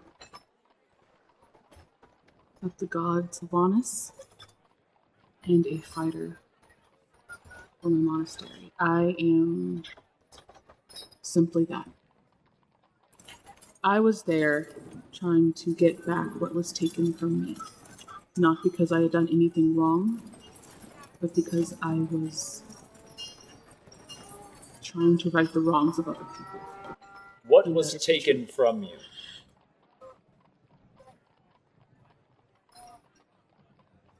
An object. An object important to me, gifted from my god. That's all I can tell you, or else I don't know what might happen. It's not an object that would harm you or anything. It's not something like that. No, it's just a holy object. I am a woman of faith, I assure you. My daughter left for the church at a very young age. The path called to her. Seems the gods chose her for bigger things than a life here within the southern ward. I understand faith. Why did you do this? And he points out into the street.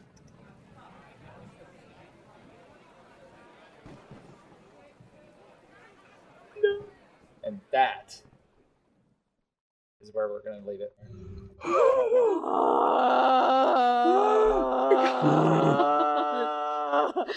June wants to punch holes in Hawk right now. Right, the different situations that I was running through my head. Cast alter self on myself and pretend to be a hag of trickery that's literally doing this to trick and fear everyone around. I was gonna just try and cast fucking pyromancy so I can pretend that there's fire around and then we can just scarper away. One of the options straight up just try and kill as many people as possible and run away.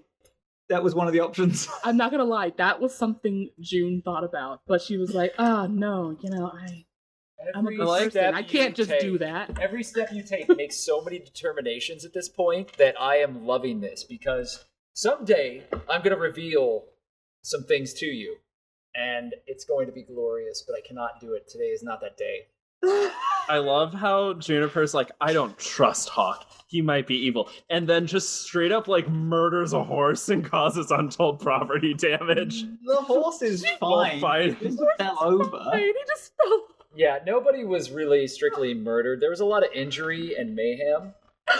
We've literally considered murder before going to the But there are authorities. so many ways that you can cause a distraction. You chose a way,